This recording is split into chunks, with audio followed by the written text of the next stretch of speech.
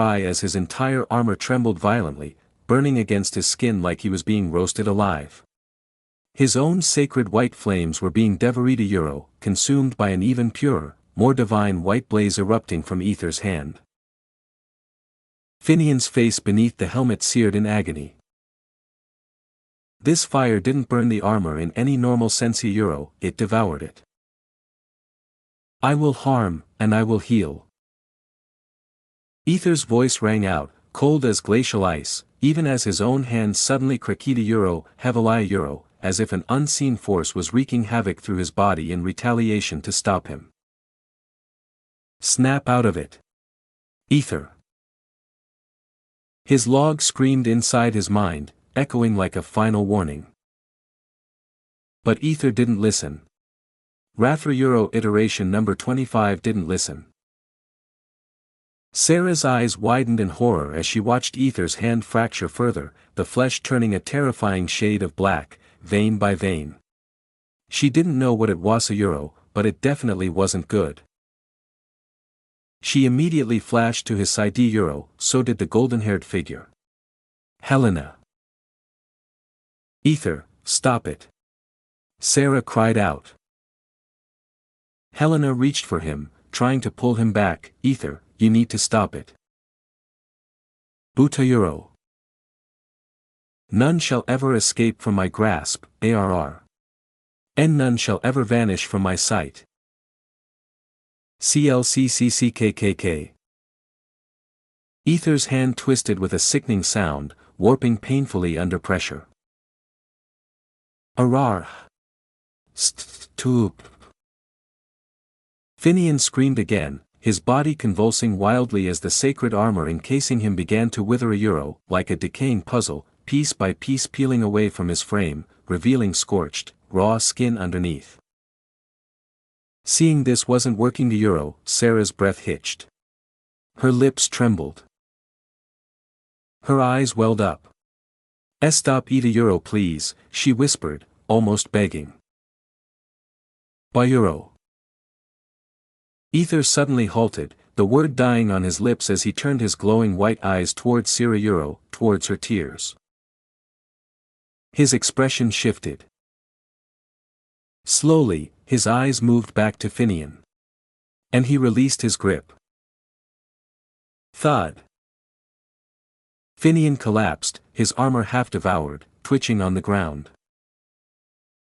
Don't ever question my faith, Ether muttered, each word dripping with divine fury before his eyes rolled back, his body giving out.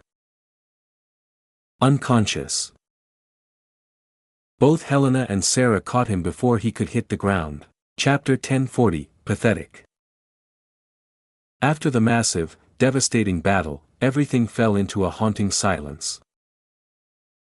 The once chaotic ground now stood eerily still, and the night wind, now a gentle breeze, whispered softly through the air as if nature itself was trying to soothe the wounded land. The people who had gathered to witness the clash were frozen in place, utterly shaken and overwhelmed. They had been stunned into speechlessness, and many of them nearly dropped to their knees when their eyes fell upon Ether. His body was engulfed in radiant, white holy flames that flickered like the essence of a higher power. It was a sight that defied all reason, something far beyond anything they could possibly understand. It didn't feel like they were watching a mortal anymore, it was like a divine being had descended among them. His hand is not healing at all, Helena muttered under her breath, her voice trembling, her face contorted with helpless pain. She looked down at Ether, who lay unconscious on the ground, his arm, once strong and warm, was now horrifying to look at. His entire hand had turned pitch black, twisted unnaturally, and bulged with thick, dark, bloody veins that throbbed faintly under his skin. It looked like something had eaten away at it from the inside, leaving it charred, ruined, and far beyond the reach of ordinary healing. Sarah clenched her teeth and bit her lips, the frustration clear on her face. Even her advanced healing magic, something that had saved countless lives, was utterly useless on him. No matter how many spells she cast or how much power she poured into them, nothing worked. Nothing. Sarah frowned deeply, glancing at the damage again before speaking in a low, uncertain voice, maybe, it's a backlash. Maybe it's the consequence of using a power far too great for his body to handle. She paused, eyes narrowing with frustration. I don't know. I'm not sure, but, what I do know is that his hand it's not going to heal. Not like this. Oh, Mother, please. Sarah silently prayed, her heart pounding with desperation. She then looked at Helena and quickly said, try healing him with me. At the same time. Maybe if we both pour everything we have. Both of their hands began to glow fiercely with holy light, the ground around them illuminated by the divine energy pouring from their bodies. They focused all their magic, all their will, but nothing changed. Not even an inch of recovery. His hand remained blackened, twisted, dead. Archpriestess. Helena's voice broke, soaked in fear and panic. Her hands trembled, and tears threatened to fall from her eyes. Why isn't it working? Why is he not healing? Even Sarah, as composed as she always was now struggling to hide her dread. Fear coiled in her chest like a snake. Still, she took a long, steady breath, forcing herself to remain strong, and forced a small smile onto her lips. Don't worry, she said quietly, he'll be fine. I'll figure something out. I swear. Her voice tried to carry strength, but inside, she was drowning. She had no answers. No plan. Only a desperate hope. Suddenly. In the end. I lost, huh? A weak, strained voice echoed behind them. Helena quickly turned her head as she spotted Finian, his body trembling, barely able to stand. His clothes were torn and soaked in blood, and he clutched his side where a deep wound continued to ooze. He wore a crooked, broken smile as he looked at Sarah, who didn't even turn to face him. Even without seeing her expression, Finian understood. Still, he smiled weakly and said, I'll honor my word, Archpriestess. Thank you, for everything. He turned to walk away, limping painfully, shoulders slumped in defeat. Wait. Finian's steps froze. His heart skipped a beat. A spark of hope lit in his chest. She had called out to him. She wanted him to stay, didn't she? After all, wasn't he her favorite? He slowly turned around, face filled with anticipation, but Sarah still hadn't turned to face him. She stood beside Ether's unconscious body, unmoving, silent. And then she spoke, her voice cold and low. He is not a slave. Huh? Finian blinked, confused. Sarah continued, her voice now sharper, more commanding, he is the son of Zara Seraphine. He is no longer a slave. The next time you speak to him, show him the respect he deserves. Otherwise. Her head turned slightly, her gray eyes shifting toward him with a dangerous gleam, her pupils narrowing like a blade, there will be no mercy from me. Finian's mouth went dry. His knees wobbled, and he nearly stumbled backwards. He had never seen that expression on her face before. The fury. The raw hatred. It terrified him to his core. Sarah slowly turned her gaze back to Ether, lowering herself beside him. Her eyes softened with worry. She reached out, gently brushing her fingers near the edge of his burned arm, trying not to touch the twisted skin directly. Then she glanced toward Helena, who was frozen in place, her lips trembling, tears brimming. Sarah's voice turned serious again. Have you forgotten our deal? She asked. Helena flinched as if she had been struck. But, he's wounded. I can't just leave him like this, she said with a trembling voice, struggling to keep her emotions in check. Sarah's gaze turned into a frown for a brief moment. I will take care of him, she said gently but sternly. You can leave now. Helena looked like she was about to break down. Her whole body shook as she fought the urge to cry. She dropped her gaze, biting her lips hard. But Eve. Helena. Sarah's voice turned fierce. Helena froze. After a moment of silence, she gave a small nod.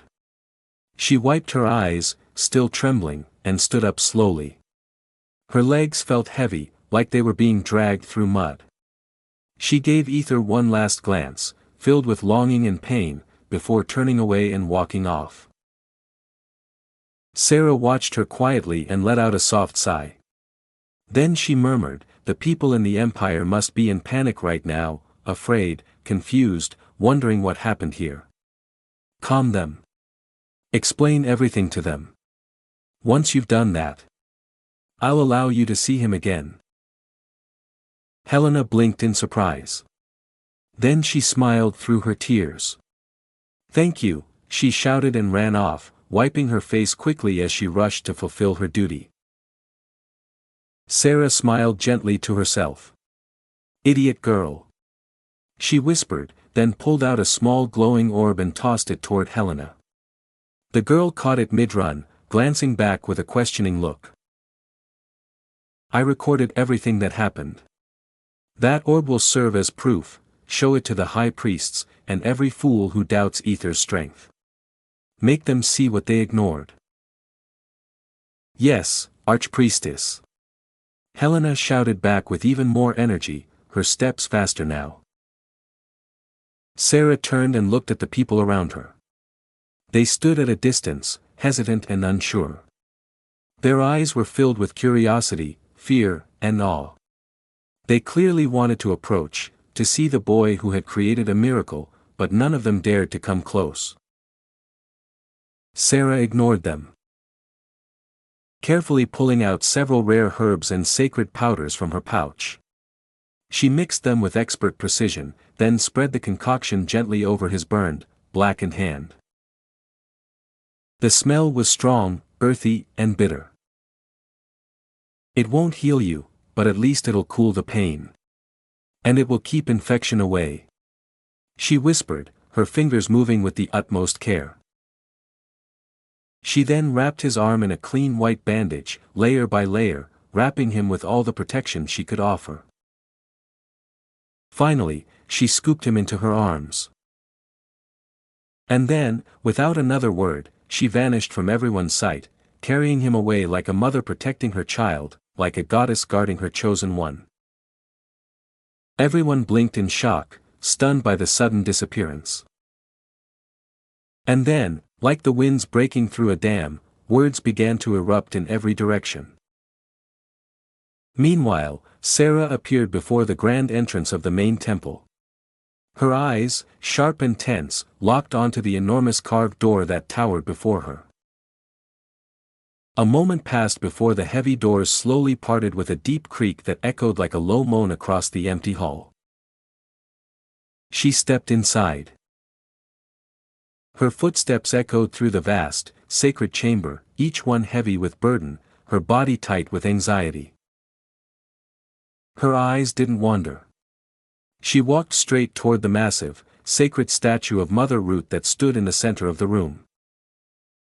Sarah gently knelt down, her movements filled with reverence, and slowly placed Ether on the ground before the statue. He was still unconscious, limp, unmoving, pale. Clapping her hands together, Sarah bowed her head, and her voice came out in a trembling whisper.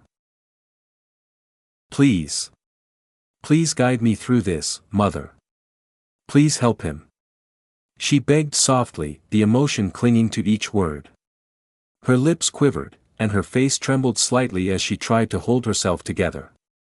There was no one here to see her cry, but even then, she resisted. And then, without warning, a voice echoed in her mind. Gentle. Calm. Absolute. Leave. Sarah's eyes widened, and a surprised breath escaped her lips. But slowly, she smiled, a tired, relieved, bittersweet smile, and nodded obediently. She leaned forward one last time, placing her hand gently on Ether's shoulder, her fingers brushing his cheek for a fleeting moment before she stood up. Without a single word, she turned and walked away, her silhouette disappearing behind the closing doors, leaving the chamber in complete silence. Now Ether lay alone before the Mother Root statue, bathed in the quiet glow of the divine. And then, the globe held in one of the statue's raised hands began to flicker faintly. A subtle, white spark shimmered within it, pulsing once, and then. SSPPPPPP. The spark drifted down, glowing like a falling star, weaving through the still air until it slowly descended and touched Ether's forehead. His illusion, weak Ether's illusion disappeared and. Ether gasped. His body jolted violently, and he sat up with a horrified expression, as if he had just broken free from a nightmare. His eyes were wide with shock, his skin damp with sweat. He looked like someone who had seen something unspeakable, something that refused to fade from memory. Ugh, cough. Ether coughed several times, his chest heaving. His vision was blurry, but he could slowly make out the familiar outlines around him, the sacred walls, the faint smell of incense, and the towering presence of the Mother Root statue. He blinked. How did I get here? He muttered in confusion. The last thing he remembered was. Ah, fuck. Ether groaned, suddenly clutching his head. Did I actually fucking use those ethereal flames? The memory surged back into his mind like a crashing wave, how he had nearly annihilated the apostle. He wasn't even sure how he had done it. All he remembered was hearing that voice claiming he was nothing. That he would never be able to wield the holy flames, and then something inside him snapped. A rage. A fire. A will to prove them wrong. Fuck. Iteration number 25. He muttered darkly, turning his gaze to his right hand, now wrapped tightly in layers of white bandage. The moment he tried to move it, his heart sank. He couldn't feel anything. Not a twitch. Not a flicker. His hand hung like dead weight, twisted, limp, and broken, like a torn cloth barely held together by threads. His expression turned grim. "Hey. Log. What happened?" he asked internally. His left hand slowly reached toward the damaged arm, fingers trembling slightly as he gently touched the bandages. Ding! Crossmark warning: you have utilized the sacred flames of ethereal without prior permission or qualification. A severe backlash has occurred. Normal healing is not possible. Ether's heart skipped a beat. Then what should I do?" he asked with growing panic, looking back at the motionless limb. He couldn't even sense its presence anymore, it was like it wasn't a part of him. "Log? Answer me!" Notice, this backlash cannot be healed. "What the fuck?" Ether muttered in disbelief. So what, I'm just supposed to live like this? With one damn hand?" His voice cracked. His breathing quickened. All it took was one reckless second, one surge of emotion, and it had cost his hand. "Come on, Log. You must have something. What if I just cut the arm off and regrow it? We've healed worse, right?" he asked, hope flickering in his eyes. But then. No. This is not a physical injury alone. The backlash has affected not just your body, but your soul. Your spiritual connection to the ethereal flame has been damaged. Even if you cut and regrow the limb, it will return as a useless, dead hand. Then what the hell am I supposed to do? Only time will answer your question. Ether sat in silence, staring blankly at his bandaged hand. A long, drawn-out sigh escaped his lips. "Fuck it," he muttered internally, forcing himself to stand. The motion was slow and clumsy, with only one functioning arm. The moment his feet pressed against the ground, an agonizing pain stabbed through his right side. "Ah, fuck," he groaned again, gritting his teeth. He looked up at the statue before him, his expression twisted with bitter frustration. "Why the hell did she bring me here?" he muttered. "Was this Sarah's idea? Dumping me here, hoping this bitch would help me?" He stared at the statue with narrowed eyes, his voice dripping with sarcasm and ridicule. He shook his head, scoffing, and turned to leave. But just as he took his first step. Pathetic. Ether froze. A vein popped on his forehead, his jaw tightening. He recognized that voice. Oh, he knew it too well. Chapter 1041, You Dare Call Me Pathetic? Pathetic. A cold voice echoed inside Ether's head. Ether's entire body froze mid-step. The word struck a nerve, and within a breath, veins began to rise on his forehead. His muscles tightened. His jaw clenched. He didn't need to wonder whose voice it was. He already knew. Ether's suspended foot touched the marble floor again. Slowly, mechanically. His frame trembled as he turned back, his expression frozen in eerie calm, eyes burning with barely contained rage. "What did you just say now?"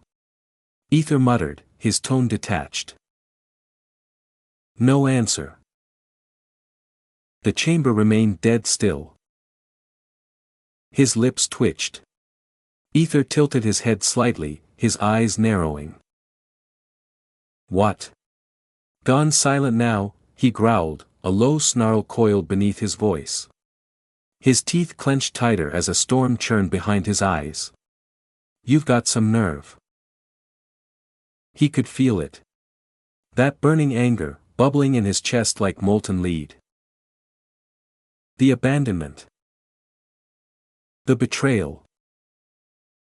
The years of screams that went unanswered. The oceans of blood that had been spilled. The faith was crushed under silence. And all of it was crashing through him now. The echoes of the past, the boy who once believed. You dare call me pathetic? His voice trembled, not with fear, but fury. His hand balled into a tight fist, nails digging into his palm until they bit through skin.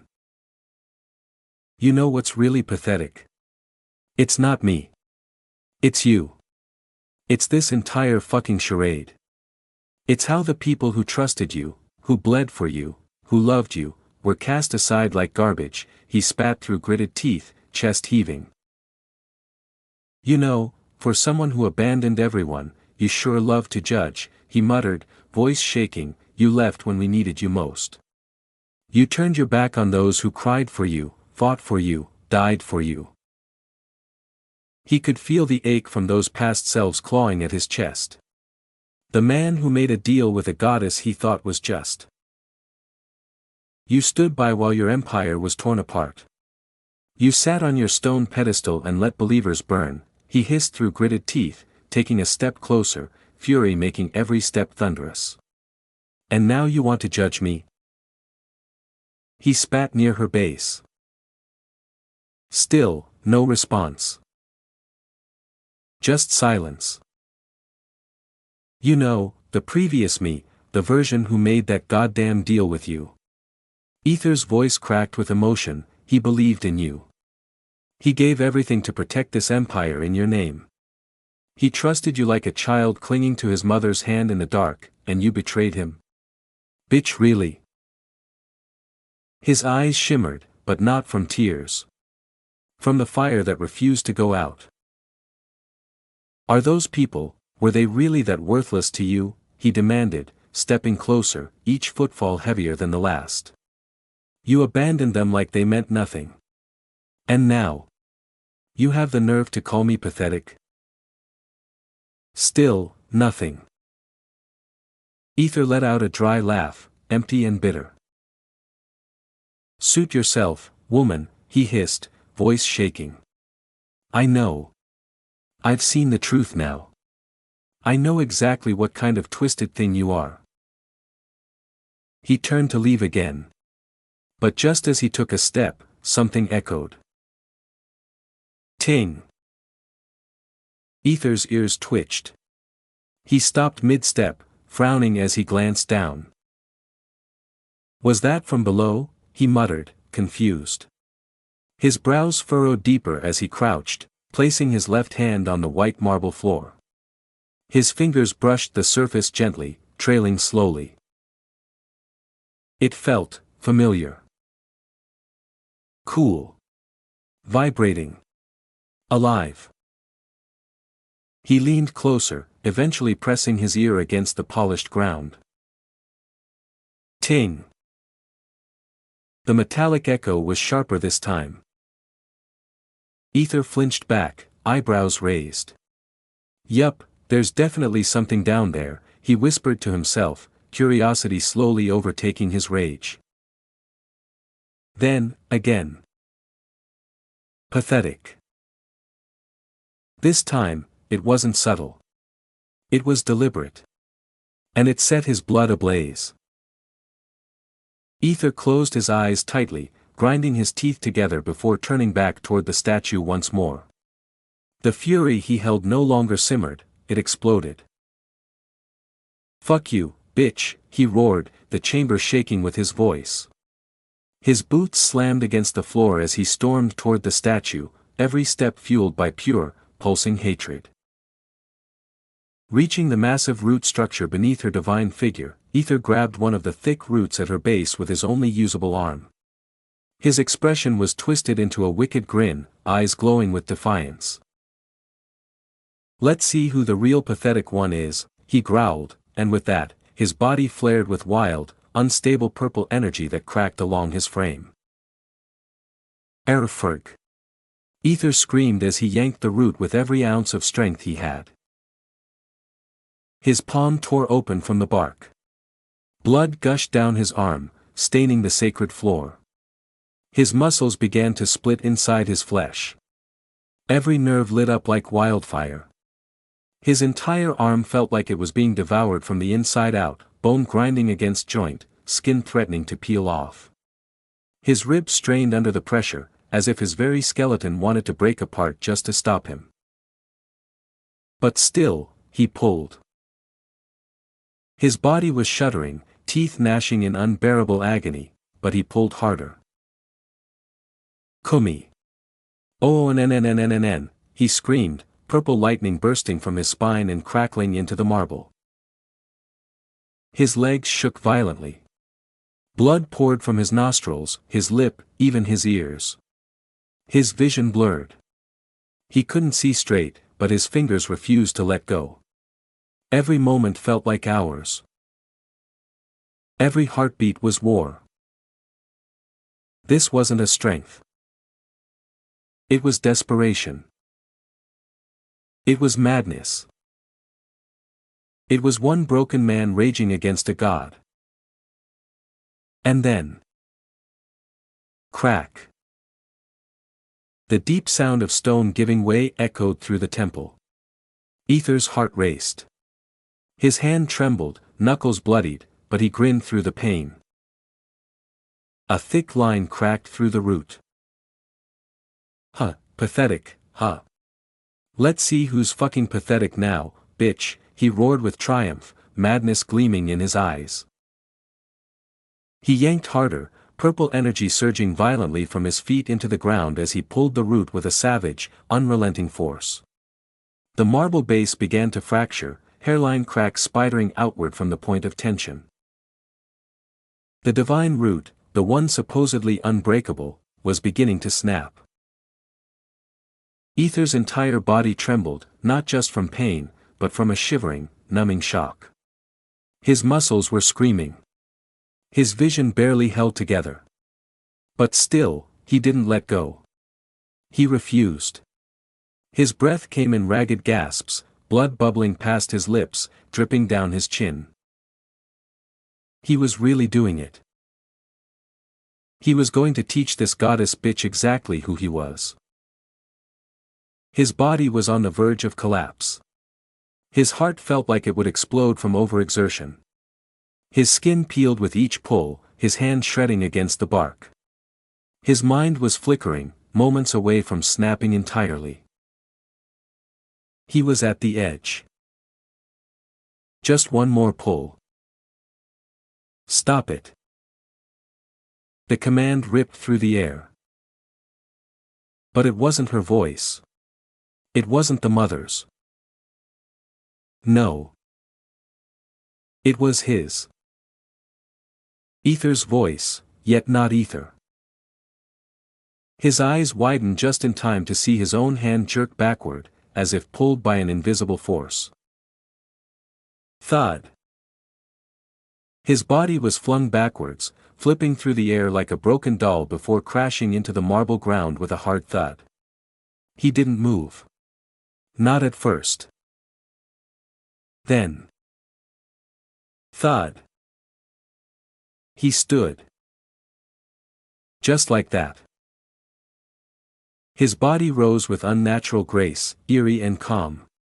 His eyes, once flickering with pain and fury, had turned pitch black, so dark they looked bottomless, like gateways to another time, another self. His gaze swept the room slowly. To think.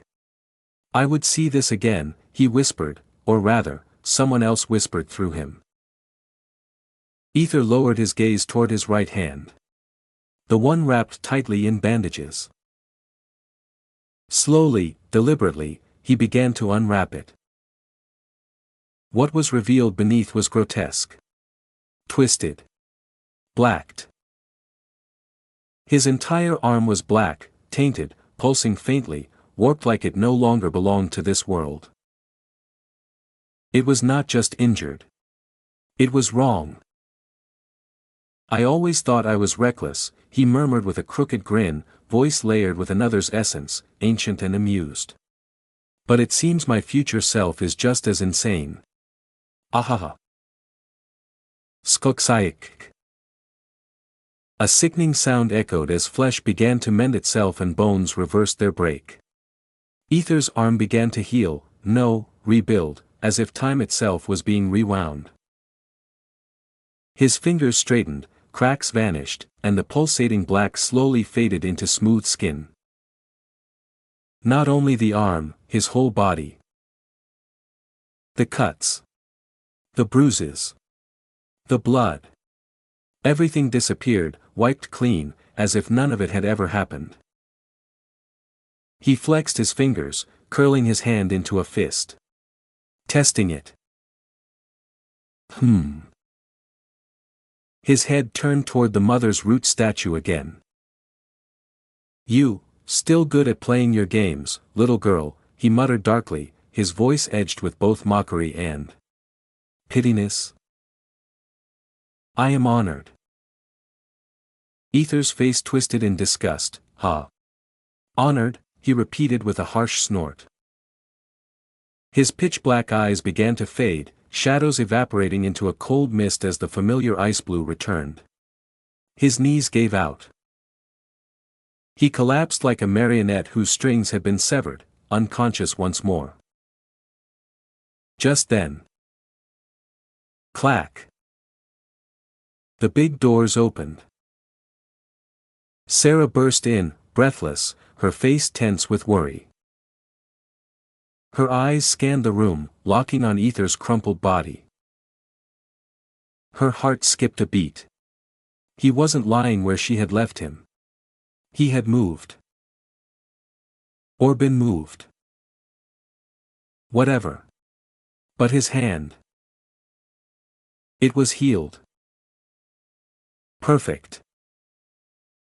A soft gasp escaped her lips, tears welling in her eyes. Thank you. Mother. I am forever grateful to you, she whispered, falling to her knees before the statue. Her voice cracked with emotion as she wept in relief. Carefully, lovingly, she gathered Ether in her arms, cradling him like a treasure, pressing his face gently against her chest. Then she stood, holding him tight, and walked out through the towering doors as they closed behind her with a resonant clunk. The room returned to silence. Darkness crept in once more. Except. Crack. Thud. A single thick root, the very one Ether had torn with his bloodied one hand, snapped off from the statue's base and fell to the floor. Behind it, one of the forbidden words carved into the stone and hidden for who knows how long. Blessed.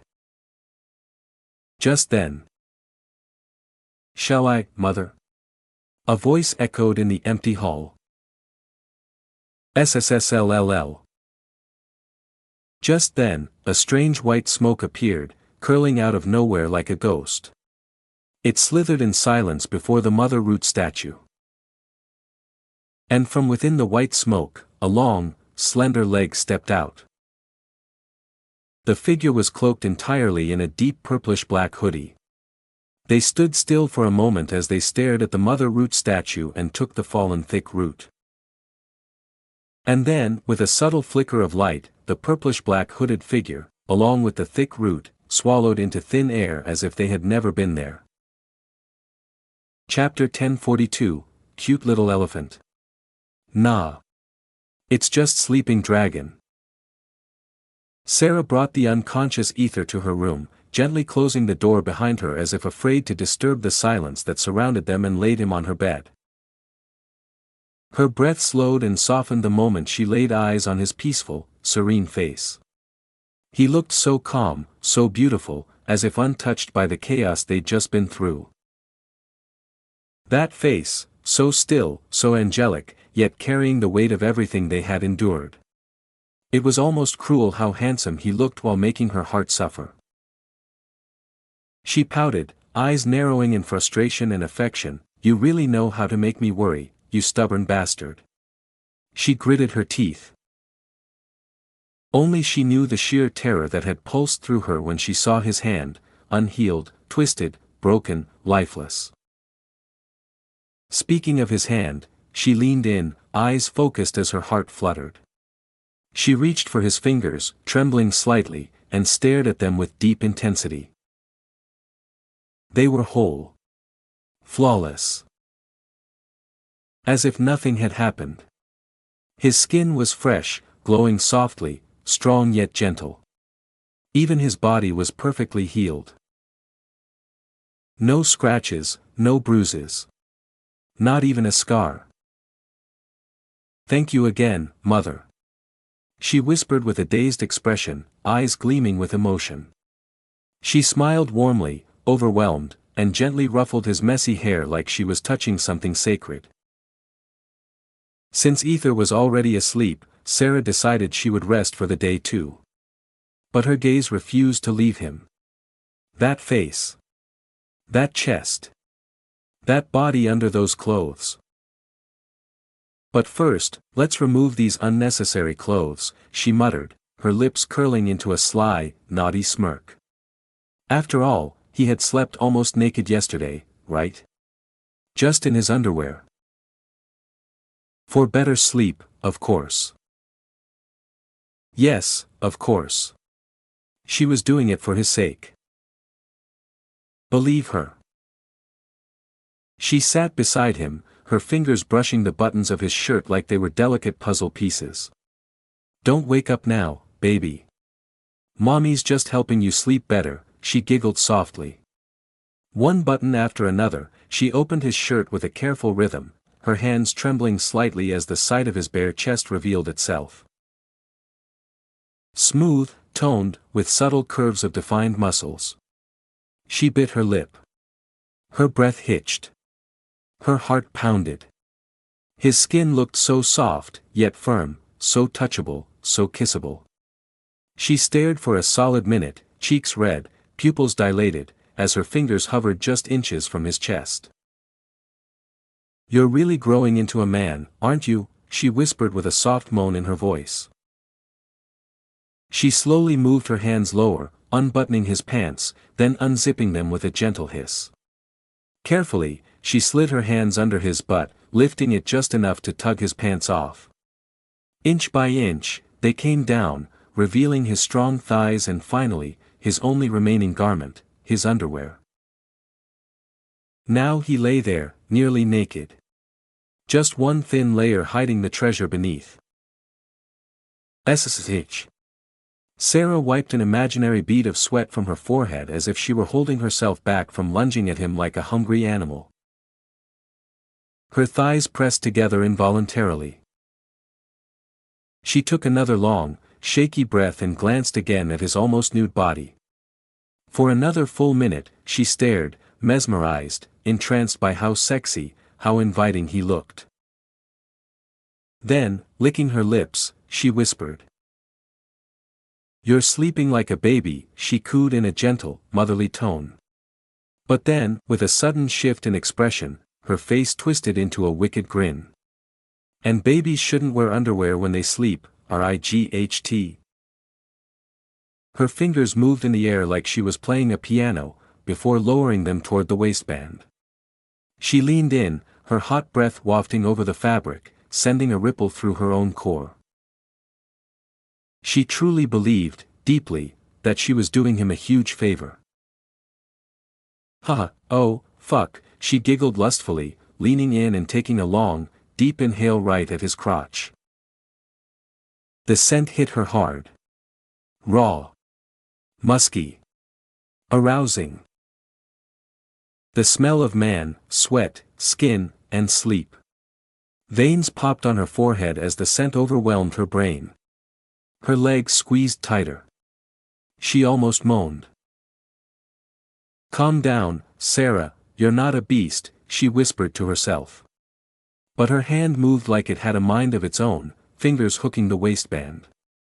She took another deep breath before slowly, gently sliding it down. And there it was. Her holy grail. Sarah blinked. Her mouth parted. She forgot how to breathe for a second as her eyes locked on it. "So cute," she muttered in the softest, girliest voice possible.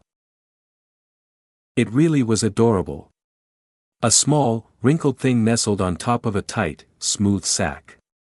Soft skin, tiny bulge, a cute little sleeping thing that made her heart skip and her flower twitch. It had folds and curves and even a silly little lean to the left. It was like a baby elephant.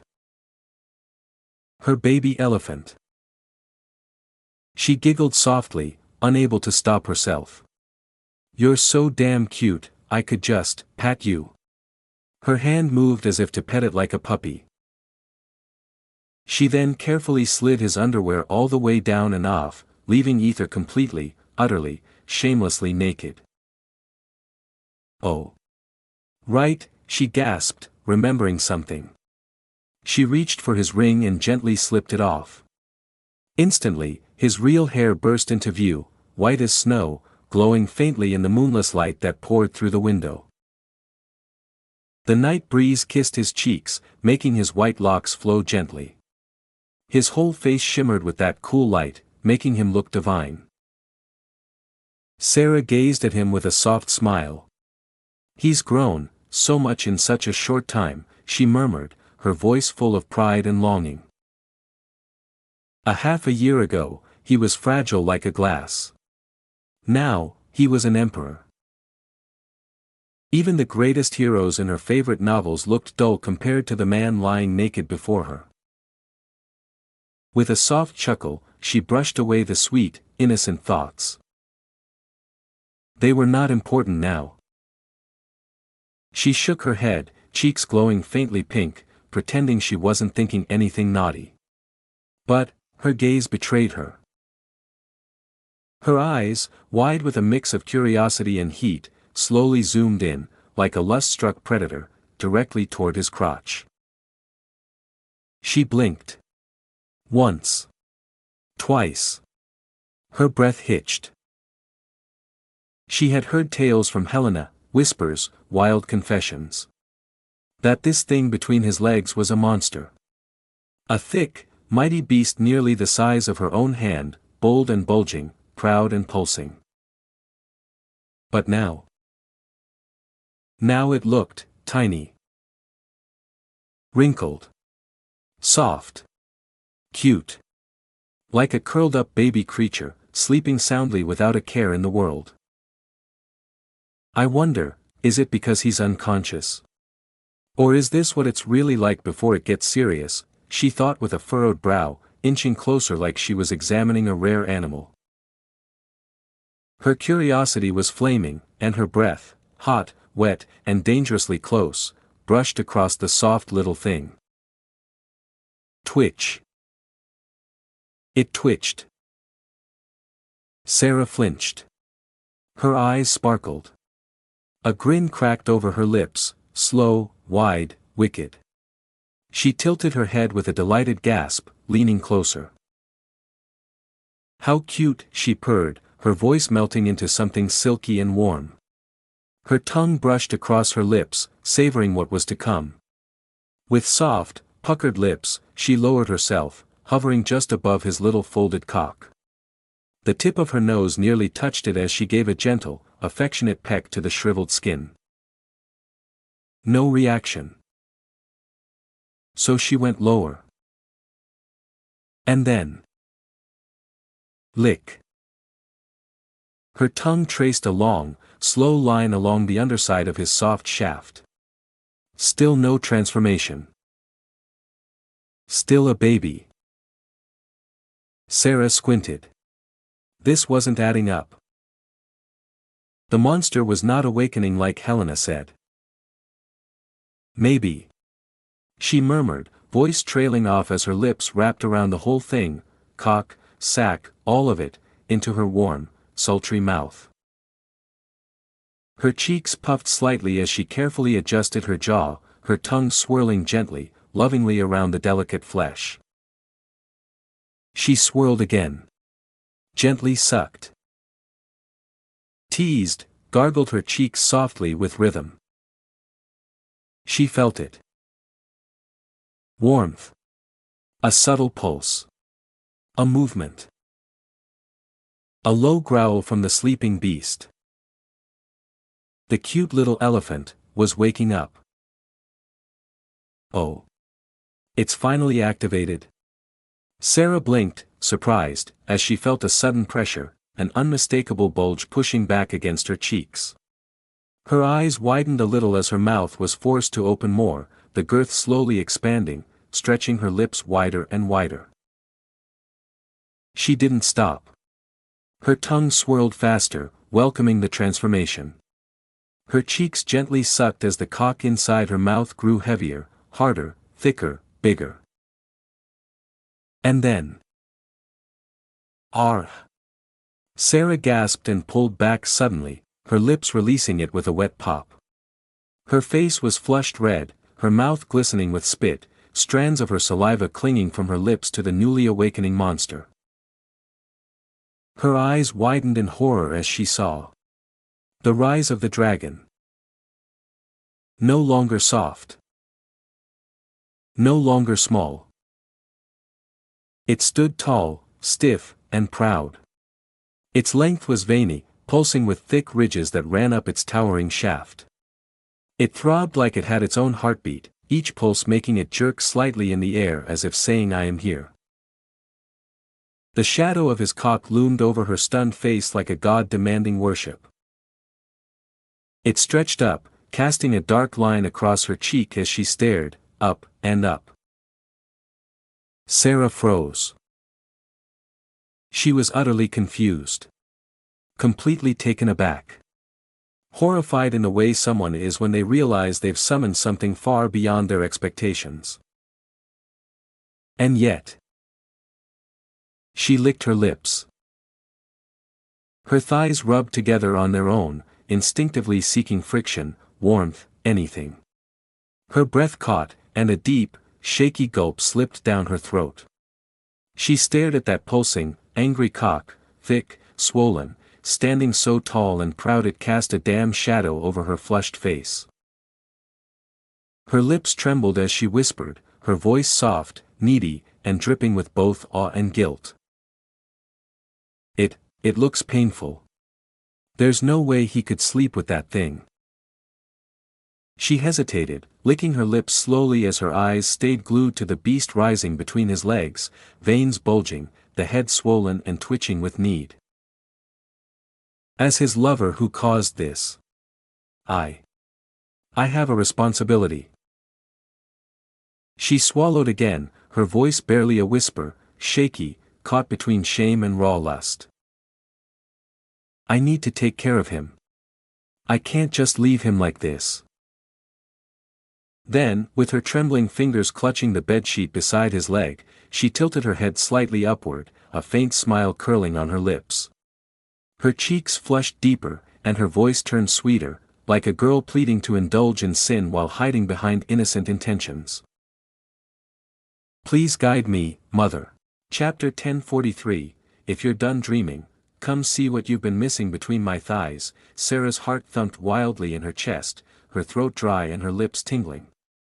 The thick, towering cock before her felt like a beast awakened from ancient slumber. It pulsed, throbbing in time with Ether's heart, and each twitch made her belly flip with hunger. She slowly leaned forward, her breath trembling against the length as her lips puckered. "Naughty," she whispered, as if talking to the dragon directly, before placing a soft, reverent kiss at the base of the shaft, right above his balls. "Chew," then another one, higher this time.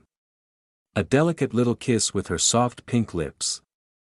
Landing just above the thick vein tracing along the underside. "Chew, chew, chew," her kisses traveled upward, tracing the thick cock from base to tip, each smooch wetter, longer, more passionate than the last. Her tongue peeked out and licked in between kisses, catching the warm, musky taste of him. Her eyes fluttered, and a moan hummed in her throat. "Oh gods! You taste so good already," she whispered like a girl drunk on sin. Her cheeks were flushed, her breath hot and ragged, fogging slightly against the glistening skin of his cock. Her tongue flattened out, dragging up from his balls all the way to the fat, swollen head, slowly. Wetly. The sound was loud, sloppy, and naughty. Slurp, she swirled her tongue in circles around the tip like she was cleaning a delicious treat. She pressed it under the crown, right into the sensitive groove, and gave it a loving flick, then again. And again, so fat, so warm.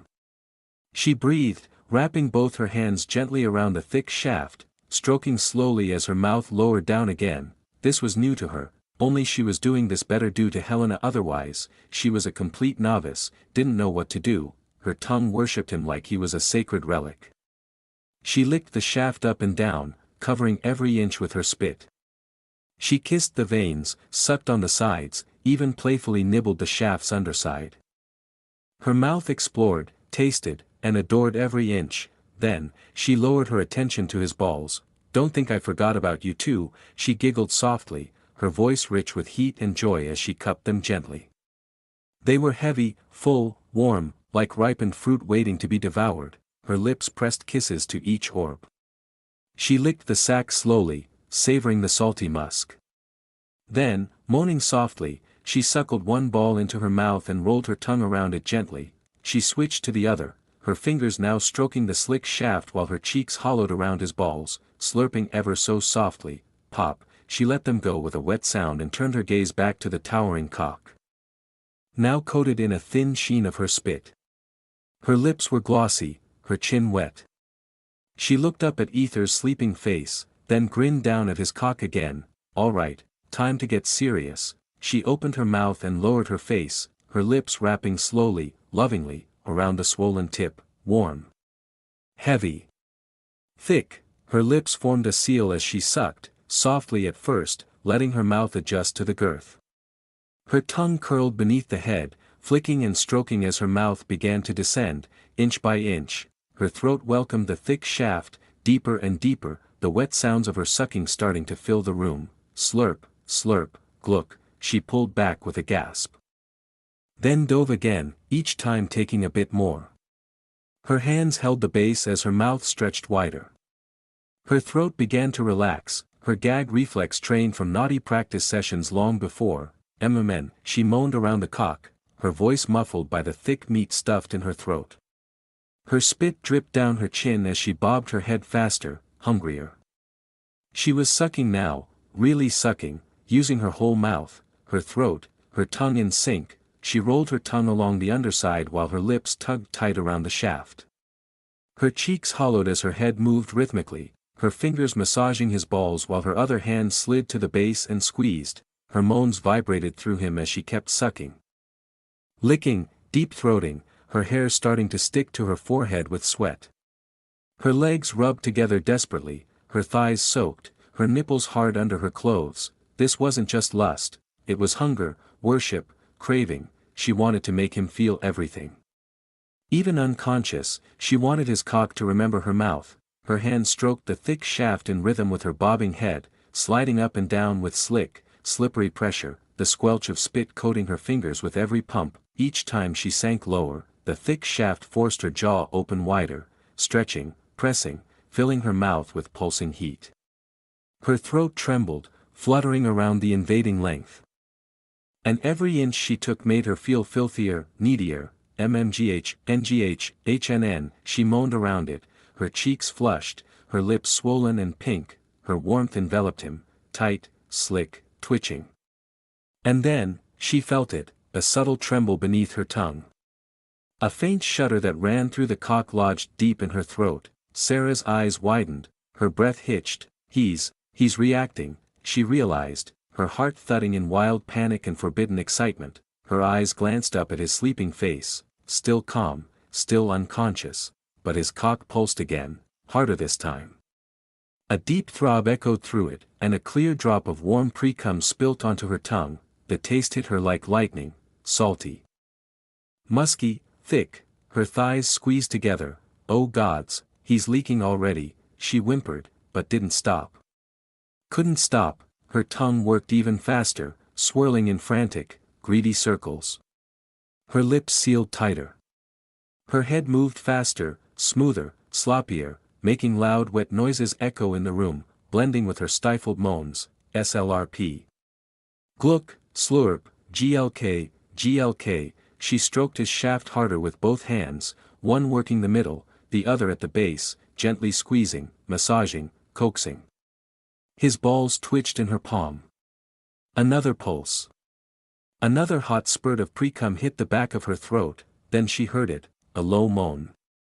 Barely audible, HNNNGH. Her body froze for a heartbeat.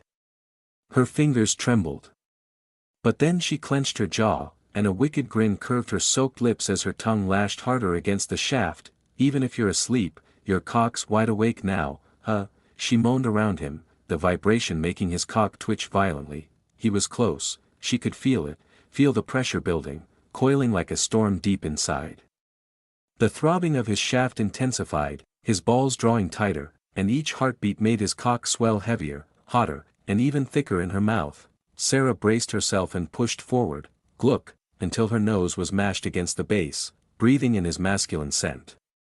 Her throat bulged obscenely around the entire thick length. Tears prickling the corners of her eyes from the strain. Then, his cock convulsed violently, and the first thick, molten rope of cum exploded into her throat. It was hot, rich, endless. Sarah's eyes shot wide open as the pressure slammed her tongue and flooded her throat. Her moan vibrated around his cock, her fingers gripping tightly on his thighs, desperate not to falter. She sealed her mouth firmly, refusing to let even a single drop escape, determined to take everything. Spurt, spurt, spurt, her cheeks swelled from the sheer volume. Her throat worked overtime, gulp, then again, gulp, then one more time, her muscles trembling as she swallowed down wave after wave of his thick seed. It was unlike anything she'd tasted, musky, salty, warm and somehow, tasty. His cock twitched with every spurt, painting her tongue and throat in rich, sinful heat. Her lips stayed locked around him, her jaw aching, but her soul buzzing in the filthiest bliss. Only when the final weak pulses throbbed against her tongue did she slowly, reverently pull back. A wet pop echoed as the swollen tip left her lips, her chin dripped with spit and creamy white release, trailing down her flushed skin to her chest.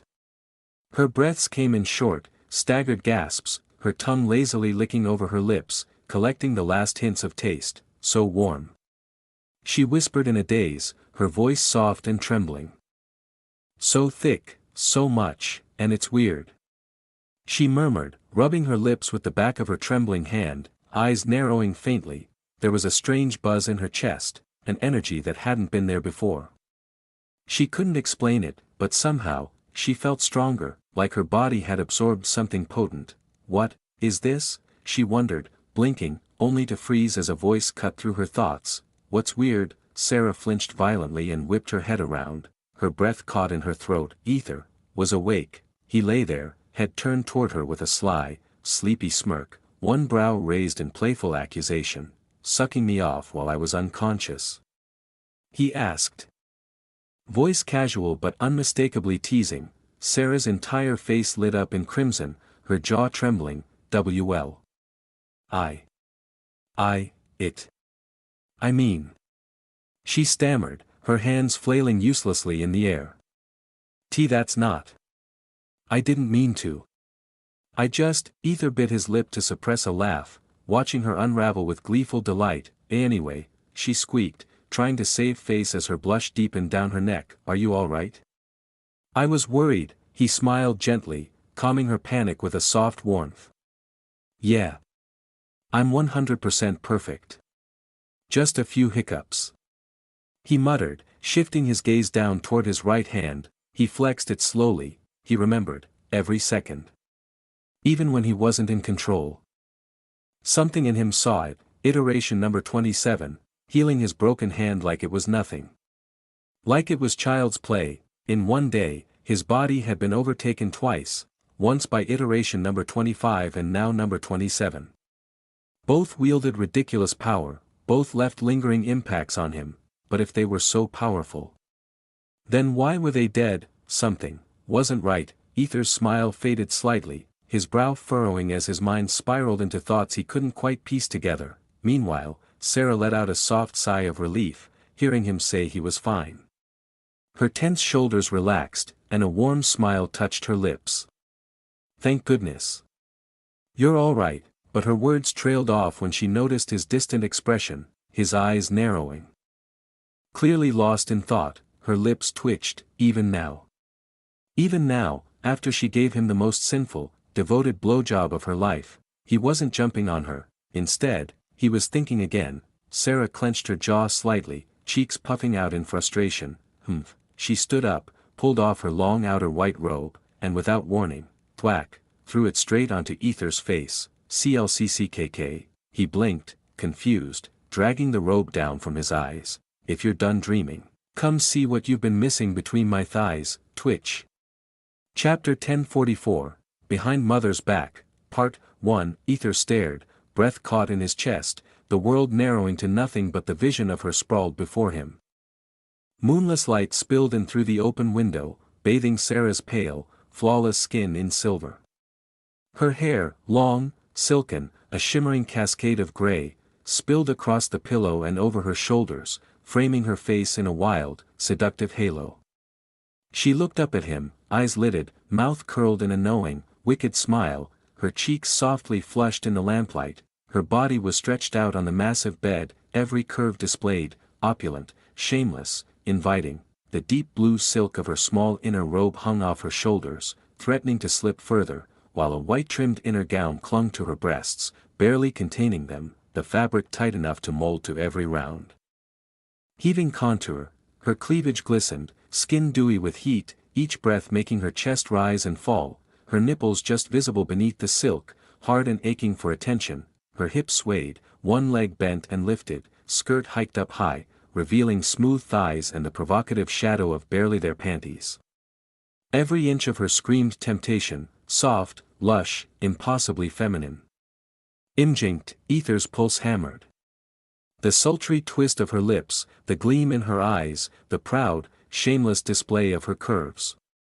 He couldn't help but imagine how her skin would taste, how her body would shudder beneath his hands. He slid onto the bed beside her, his body drawn to her heat. His hand tracing up her thigh, over silky skin, until he reached the hem of her gown. Sarah's breath hitched, a low, throaty moan slipping past her lips as she tilted her head, exposing the elegant line of her neck. You're staring, she purred, velvet smooth, like you want to eat me up. Ether's hand slid beneath the gown, fingers caressing bare skin. His mouth found her jaw, then trailed down her neck, breathing in her lust-heavy scent. You look like a dream, he murmured, voice thick. She smiled, a sly, dangerous smile, and shifted her hips, parting her legs in invitation. The movement pulled her gown higher, baring her soaked panties, the silk stretched tight over her mound. Already dark with need, soft, flushed, and wet. Just sucking my cock a minute ago, weren't you? Naughty girl, Ether whispered, his voice low, thick, full of rough. Sarah swallowed, her breath catching, chest rising as her thighs pressed together, her hips squirming, as if trying to contain all that aching, throbbing want. His hand slid lower, gliding along the smooth skin of her thigh, gently parting her legs, claiming the space between, his body towering, dominating, close enough she could feel his heat. He lowered his face slowly, until his breath ghosted over the soaked fabric of her panties. Ah, she gasped, quiet and desperate, as his lips pressed right against the drenched cloth, kissing her through it. Ether inhaled, his senses devouring her, the taste of her arousal, sweet and musky, thick in the air, the heat pulsing from her body, the need rolling off her in waves. He let his tongue drag against the center of her panties, slow, teasing, savoring every twitch and tremble. The thin fabric turned wetter beneath his tongue, sticking even tighter to her swollen lips, every movement driving her wilder. Her moans slipped out, needy, breathless, her fingers fisting the sheets, hips rocking upward, desperate for more. You're so fucking wet. He groaned, his words rolling over her clit, hot and raw. With a slow, practiced motion, he hooked his fingers under the edge of her panties and peeled them down, dragging the soaking silk over her thighs. Bearing her completely, hungry eyes drinking in the sight, her pussy was glistening, smooth and bare, flushed and pink, swollen with need. Every inch of her was slick, throbbing, desperate for touch. Sarah's cheeks burned, her eyes glassy with arousal, but Ether only leaned in and pressed a slow, lingering kiss to the top of her mound, right above the swollen hood. She trembled, her body arching up, a wild, breathless sound escaping her lips. Finally, she screamed inside, her mind flooding with desperate relief, when he finally touched her. He parted her folds with gentle fingers, exposing the trembling pinkness, the slick, swollen center. Her juices shone in the silver light.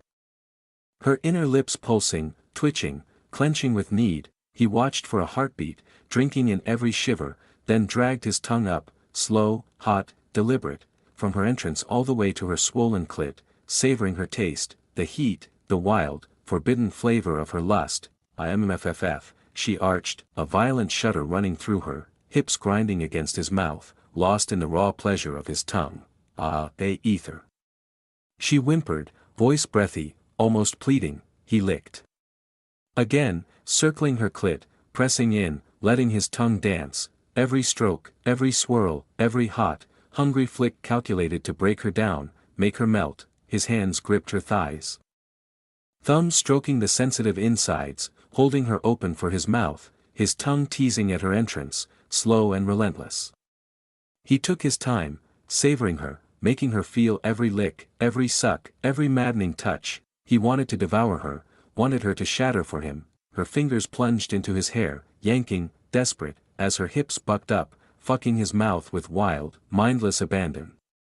His tongue moved deeper, swirling, his lips sucking softly around her clit, lapping at her with pure, hungry reverence. Ether, you're making me, ngh, she gasped, her voice breaking into moans, every syllable trembling with need. Slurp, slquek, her slickness coated his mouth.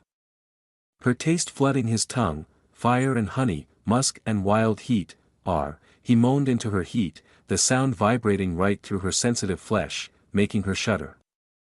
Sarah's thighs clamped tighter around his head, holding him captive, her body arching as if she wanted to trap him there, never letting him go. Her folds parted further, slick and flushed, practically begging for his tongue. Ether's mouth and tongue worked her relentlessly, savoring every taste, every tremble. The wet sounds filled the air, obscene and beautiful. His fingers slid in deeper, feeling the hot clench of her walls, her pussy slick and gripping him like velvet. Oh goddess. Ether. Sarah's whole body jolted. Her breasts heaving, nipples straining against the thin silk of her gown. She writhed beneath him, lost in the rush of pleasure, her voice dissolving into soft, urgent cries. Ether. I'm. What in the moth? Don't stop. Please, he groaned, loving how she tasted, like fire, honey, and pure, molten lust. He wanted to drown in her, to taste her climax on his tongue. He slipped a second finger inside, stretching her, thrusting slowly, curling just right to find that sweet, sensitive spot. Sarah's voice broke, sharp, trembling, desperate, her hands clawed at the sheets, at his hair, pulling him closer as the pleasure threatened to rip her apart. Oh, Ether. Splash.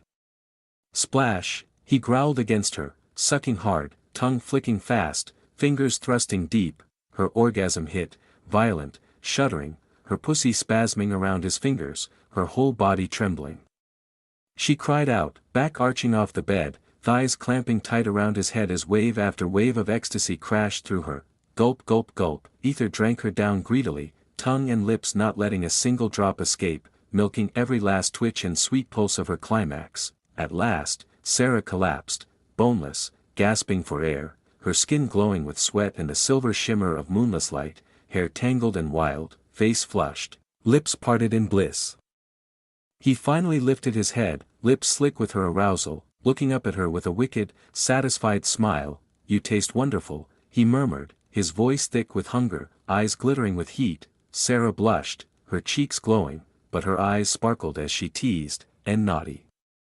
She winked, but it was clear how happy she was to be savored. Ether didn't waste a second. He shifted up, letting the head of his cock brush right against her soaked, swollen folds. He dragged himself slowly along her entrance, smearing her juices all over, the heavy length of him throbbing and teasing. Sarah shuddered, her body still hypersensitive, hips twitching up to meet him, hungry for more. Ah, Ether, she pouted, her voice breathy, needy, lips jutting in complaint as he teased her, rubbing himself against her pussy but not pushing in. Ether grinned at her impatience, sorry, though the glint in his eyes said he was anything but. He leaned down, capturing her mouth in a slow, deep kiss, tasting her sweetness on her lips.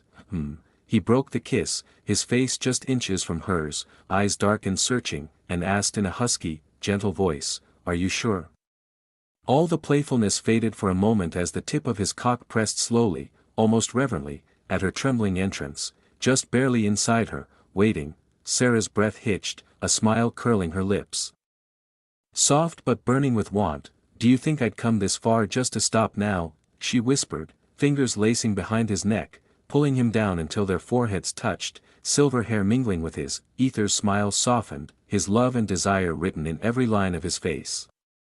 But something darker, bolder shimmered in his eyes as he glanced toward the wall just behind Sarah's bed, behind which stood the ancient mother root statue of the temple. This was holy ground, sacred, forbidden. Her room was the closest to the heart of the temple, and what they were about to do felt like beautiful blasphemy. For a second, the thought flashed in his mind, taking her right before the statue, making her cry out in pleasure within sight of the goddess herself. But no, Sarah was his and his alone. He would never let anyone, not even a goddess, witness her body trembling and undone like this, unless threesome. But tonight, she was his, completely. Seeing no hesitation in her eyes, Ether pressed forward, slowly, deliberately, his cock spreading her slick, trembling folds, stretching her open inch by aching inch. The sensation was electric, every muscle in Sarah's body tensing as she clung to him, breath caught in her throat, gasps spilling from her lips. Sarah's eyes rolled back, mouth falling open as he filled her. She was still raw from her orgasm. Body hypersensitive and desperately hungry. Her pussy clamped down around him, fluttering and pulsing, impossibly tight, soaking wet and molten hot. Every movement sent aftershocks of pleasure and pain through her body. Ether groaned, sinking deeper, inch by slow inch, until he felt it, a sudden resistance. He stopped, breathing ragged, gazing down at her, his face soft, eyes burning with fierce tenderness. He brushed the hair from her flushed face, lips hovering just above hers. "I'll be gentle," he whispered, then, with a single, slow thrust, he pushed forward, breaking through her maiden barrier, claiming her fully. Sarah cried out, her voice trembling with pain. Hands flying to his shoulders, nails digging into his skin. Tears welled in her eyes, her body shuddering beneath him, overwhelmed by the sharpness, the fullness, the raw, tearing ache. Ether held her close, burying his face in her neck, kissing her softly, lips trailing over her cheek, her jaw, her trembling lips. He moved with infinite patience, pausing, letting her adjust, refusing to move until her pain softened and her breathing eased. "You're so beautiful, my love," he whispered, voice thick with emotion, hands stroking her hair, his entire body wrapped protectively around her. Sarah clung to him, breathing through the pain, feeling his warmth, his weight, his heartbeat pounding against her chest. Slowly, the ache faded, replaced by a blooming heat, a new, sharper pleasure that pulsed with every throb of his cock deep inside her. She opened her eyes, gazing up at him, vulnerable, trusting, a shy, teasing smile breaking through her tears. "Give it to me, my love." Chapter 1045, Behind Mother's Back, Part 2. In this world, where purity was worshipped like a sacred flame and the lands were ruled by the divine Mother Goddess who showered love, grace, and gentle warmth upon her people, something far more sinful, yet somehow pure, was happening right behind her back, literally, hidden from divine eyes, shrouded in a veil of moaning breath and slick skin. Two bodies were merging in a rhythm older than time. Ah, faster, ah. Sarah's moans poured out like honey, her lips wet and trembling, her body laid bare on the soft bed, arms clutching at the silk sheets as her glistening pussy was being pounded deeply, thoroughly, by Ether's thick cock. Her legs were spread wide, welcoming him in completely, every thrust sending shockwaves through her tender core. Her body shook, sweat beading over her skin as her voice cracked with lust. Ether groaned, a low, primal growl rumbling from his chest as he felt her walls convulsing around him, clenching, twitching, pulling him in deeper with every movement. She was sucking him in like a starving, wet vacuum, her heat wrapping around his cock like a velvet trap. He lowered himself, his breath hot and heavy against her face as he pressed his lips to hers once more, slow, deep, possessive, like he was claiming her soul through both of her mouths. His hips kept rocking, never breaking pace, eyes locked on her dazed, tear-glossed eyes, drunk on ecstasy. Every thrust sank in a little more, hit a little harder. The pain from her earlier stretch had vanished, only that aching, maddening pleasure remained now. Her mind was melting into pure lust, her body moving without thought, hips arching high to meet each of his hard, greedy slams. Her toes curled, her back arched, her pussy dripping as her orgasm began to build again. Ah, a heater, a header, ahum. She cried, her voice high and broken, each syllable coated in wet, raw need. Her inner white-trimmed gown was drenched, soaked in sweat and lust, clinging tightly to her body like a second skin. The fabric turned nearly transparent, sticking to every curve of her soft breasts, her heaving chest. Her big, round boobs swayed violently with each of Ether's thrusts, jiggling and bouncing under the thin cloth. The fabric stuck to her like paint, and her pink nipples, hardened, swollen, aching, pushed through visibly, begging to be touched, sucked, devoured. His eyes were locked on them. He couldn't look away. They hypnotized him, those perfect breasts bouncing with every move he made. Begging for attention, she noticed his gaze, her face flushed and lips parted. With a gasping moan between her panting breaths, Sarah whispered breathlessly, "Suck my boobies, please. They're burning, I want your mouth on them." Ether smirked, his eyes darkening with primal hunger. Without a word, he grabbed the gown at her chest and ripped it apart with a single, fierce motion. Thread snapped, fabric tore, and Sarah gasped, her eyes wide with surprise. And something far more desperate, that violent act, the dominance in his strength, it only made her hornier, her pussy clenching around him even tighter. Before him lay two massive, soft, glistening mounds. Her tits were round and full, creamy and flushed, the pink nipples standing out proud and hard at the center. They bounced beautifully with every thrust, begging, trembling for his touch. He leaned in, grinning. His hand cupped one of her tits, fingers sinking into the supple flesh as his thumb teased the nipple. Then, slowly, like a beast savoring his prey, he dipped his head and licked her breast. One long, slow stroke from the base to the stiff pink peak, tasting her salt, her sweat, her lust. Sarah whimpered, her hips jerking, pussy dripping harder around his cock. Ether didn't stop. His tongue circled her nipple, flicked it rapidly, then sucked it deep into his mouth. Ah, Sarah cried out. Her fingers flying to his hair, pulling him closer, pushing his head into her boob. Her back arched up violently, breasts pushing deeper into his face as he suckled hard and fast, alternating between one nipple and the other and, bite, he bit it, hard enough to sting, soft enough to arouse. She screamed, her pussy releasing another gush of juices, her thighs trembling as her orgasm tried to rise again, threatening to explode. Ether sucked harder, like he was trying to drink her milk. His other hand gripped her second breast tightly, kneading it, rolling the nipple between his fingers while his cock pounded into her mercilessly, never stopping. Her breasts bounced wildly with every deep thrust. His mouth hungry on her sensitive flesh, fingers kneading and claiming her, making her gasp and arch for more. Gentle and not so hard, she begged between screams, her voice trembling, lost between the stinging bites and the overwhelming pleasure flooding her entire body. He growled into her chest, never relenting. His hips moved faster, pistoning into her with rapid, rough strokes. Slccckkk, sluck. The room echoed with the wet, obscene sounds of their bodies clapping together, slick, lewd, rhythmic. Sarah's moans turned desperate, her legs wrapping around his waist tightly, heels digging into his back, as her pussy clenched and sucked on him with greedy hunger. "Vastera deeper, fill me, she sobbed, shaking beneath him. Her body, once so innocent, now writhed under him, transformed by lust. Her boobs bounced wildly with each thrust, spit covered and red from his sucking. Sarah, Sarah, Sarah. Ether moaned her name like a mantra, his voice raw, his cock plunging deeper as the bed creaked louder under their frantic motion. Her walls spasmed around him, gripping him like a vice, milking him, her pussy begging for release. She could feel him everywhere, on her chest, in her core, over her mouth, in her soul. Her body was on fire, soaked in sex, sweat, and pleasure. Her head rolled back. Her whole body trembled. Ether, I'm gonna, Ether pulled off her nipple with a loud, wet pop, his mouth glistening with spit, his face flushed and glinting with wicked satisfaction.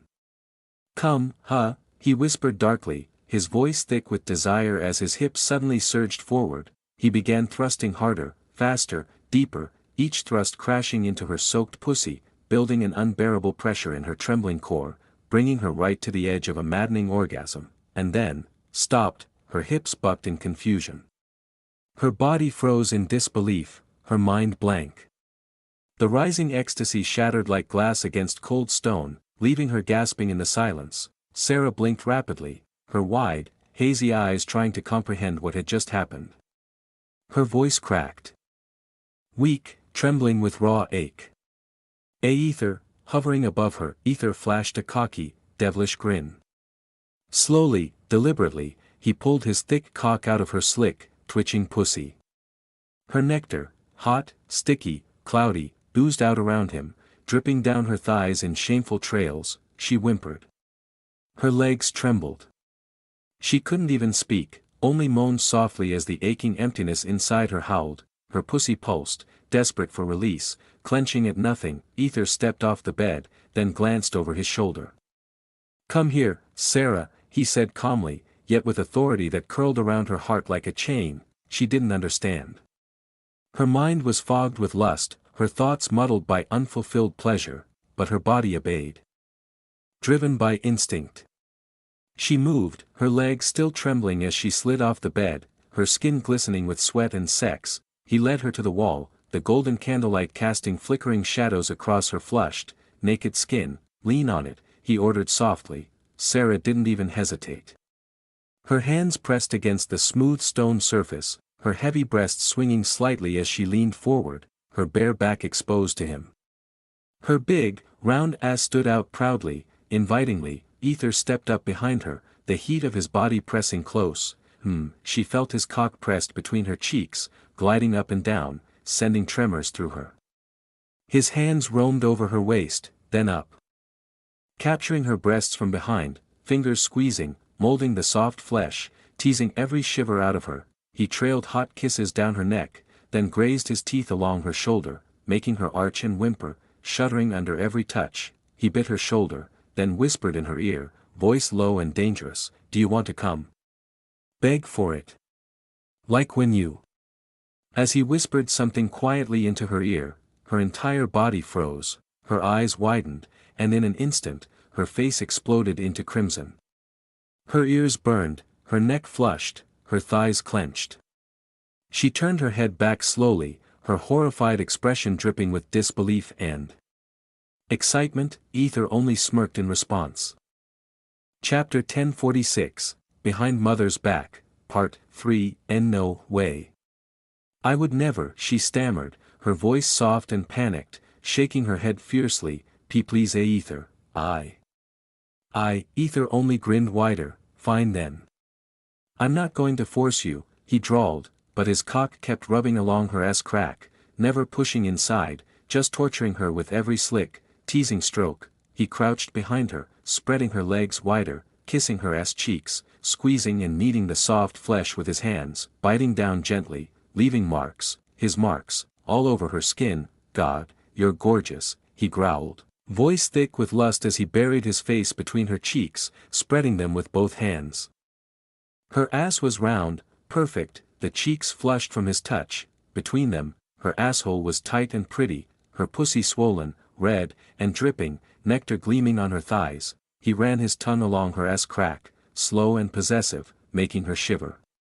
Then you can come with my mouth, he murmured, voice taunting and thick, before plunging his tongue into her, lapping up her juices, licking her pussy, swirling over her clit, then teasing her asshole, making her legs shake and her breath come in wild, desperate pants. No aha. Sarah sobbed, hips shaking, hands clawing at the wall as his tongue drove her crazy. Every nerve in her body was on fire, pleasure coiling tighter and tighter. Her mind spinning with need. No, no. I want his cock, she screamed inside, her mouth only able to whimper and moan, pleading, please. Please, Ether. But he didn't stop, just kept licking, eating her pussy, sliding his tongue deep, then flicking over her clit again and again. Her ass was marked from his biting, her thighs trembling, and her core was burning up with every relentless lick. Her body trembled with every stroke of his tongue, sweat running down her back, her nipples aching, her breasts so sensitive they throbbed every time her body shook. She bit her lip, desperate to hold on, but the pleasure was just too much. She craved him, needed to be taken, filled to the core. To feel him deep inside, marking her as his own. The urge to be claimed, possessed, and used by him burned through every inch of her. She never imagined her own innocent words would come back to torment her like this, especially now, on the edge of delirium, helpless and needy. Is this karma for not telling that innocent child the truth? She thought, dizzy with guilt and lust. I can't take this. Ah, her nectar dripped steadily, running down her legs. She couldn't hold it anymore, not with his tongue working her so perfectly. Please forgive me, mother, she sobbed inside, voice breaking, before finally gasping out, fine. I'll say it. Ether paused, teasing her pussy and slowly.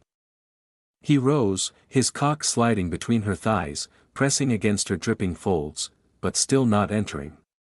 He grinned as he slapped his shaft against her pussy a few times, the wet sounds loud, humiliating, maddening. Go on, he purred. Sarah's face burned, her whole body shuddering, not just with embarrassment but a wild, aching excitement that was almost too much to bear. But kneeling is kind of. You know, she mumbled, voice small, the words sticking in her throat. Ether tilted his head, eyes glittering. No need to kneel. Not now, he said with a smirk, grabbing her hips and spreading her legs wider, slapping his cock against her pussy, the sound lewd and wet, making her tremble and whimper even more. Go on then. Say it. Let me hear you beg for it. Forgive this faithful servant, mother. But. Sarah stammered, voice trembling, lost in a haze of pleasure. Ether hummed, pushing the thick head of his cock slowly, deliberately into her soaked pussy, stretching her open. Sarah trembled violently, her cheeks burning, her heart pounding so loudly she could barely hear anything else. She looked over her shoulder, eyes pleading, voice breaking with desperation and shame and raw, helpless lust. Please, I'm begging you. Make me yours, pour your sacred seed inside my desperate, lonely pussy. Mark me, claim me, let this servant belong to you alone. My God, my everything. I want no one but you. Now you said it. Ether's grin was savage, triumphant, eyes blazing with raw desire and pride. He stood a quick look at the wall before. Good girl, he growled, voice thick and rough, before slamming deep inside her with one brutal thrust. His cock filled her, stretching her tight walls, pounding into her core with wild, animalistic hunger. Sarah screamed, her voice raw and breaking, back arching as he drove in hard and relentlessly. His hips snapped against her ass, the sound loud, obscene, echoing through the room, filling her ears with proof of her surrender and his domination. He leaned over her, breath hot on her neck, one hand wrapping possessively around her throat. Squeezing just enough to make her heart race faster, his other hand was everywhere at once, clutching her breast, kneading and squeezing the soft, sensitive flesh, fingers digging in, pinching and rolling her swollen nipples until she sobbed and arched harder for him. He bent low, dragging his mouth across her skin, sucking and biting her nipples, leaving them red, wet, and throbbing. With every relentless thrust, her whole body shook, breasts bouncing, nipples aching as they brushed his tongue and teeth again and again. Each time he buried himself deeper, her pussy clenched and fluttered around him, desperate, milking him for more, her core aching to be broken and filled. Ether's voice was low. Filthy, hungry as he pressed his lips to her ear. "Do you want it?" he whispered, his cock grinding even deeper inside her, his thumbs circling her clit with teasing, torturous slowness. "Do you want all of me? Every inch, every drop, yes." Sarah gasped, her words coming out in breathless sobs, every nerve in her body burning with need, barely able to breathe with his hand around her throat. "Really?" he taunted, thrusting even harder, thumb rubbing her clit faster as her hips jerked helplessly under him. "Yesss," she screamed, desperate, voice breaking, so far gone in lust she would say anything for him. "Then who is your god?" he demanded, slamming deep, refusing to let her go. "You, ha!" she moaned, broken with need. "Who?" he growled, rough and commanding, wanting all of her. "You. You, my love, my one and only god," she cried out. "Good girl. Well said, my love." Ether's voice was dark and low, both a command and a vow, thick with pride and possessive hunger. "Never forget, only me. You kneel for no one else, ever again." With those words, he drove even deeper, hips grinding hard, his cock throbbing as he unleashed himself inside her, pouring his hot seed deep into her pussy, flooding her womb, claiming her in the most primal way. "Ah, Ether, I can feel it," Sarah screamed, her entire body arching, feeling his cock pulsing, the rush of heat as his cum filled her to the brim. The sensation sent her over the edge, splash, her pussy exploded in a torrent, squirting violently, her nectar splattering down her thighs, across Ether's groin, even hitting the wall. Her body convulsed and spasmed, hips jerking as waves of pleasure racked her, her legs shaking and finally giving out beneath her.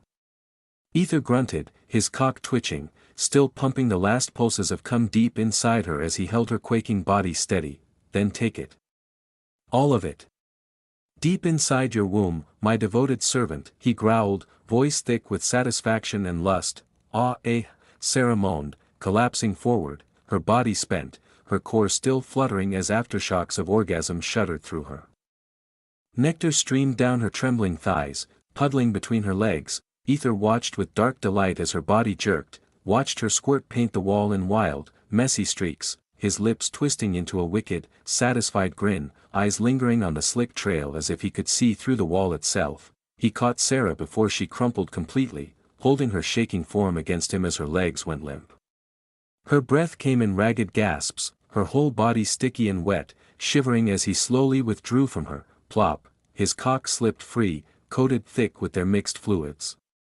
In the silence, both of them could hear it, the obscene sound of their passion, then the slow, steady drip as a flood of white cum leaked from her abused, twitching pussy. But not only white, threaded through it, a streak of red, faint but undeniable, the last remnant of her innocence claimed. Drip. Drip, the white-red nectar trickled down her inner thighs in slow, glistening streams, pooling at her knees, the puddle beneath her spreading wider on the floor. Sarah, half-lidded and dazed, stared down in surprise, voice small and sweet, as so much. She looked up at Ether with a dazed, happy smile, a spark of pride and longing in her eyes, like she was grateful to be so thoroughly filled, his seed, his mark, everywhere. Ether leaned down and pressed a gentle kiss to her damp forehead. Brushing away stray strands of hair, seeing how exhaustion was already closing her eyes.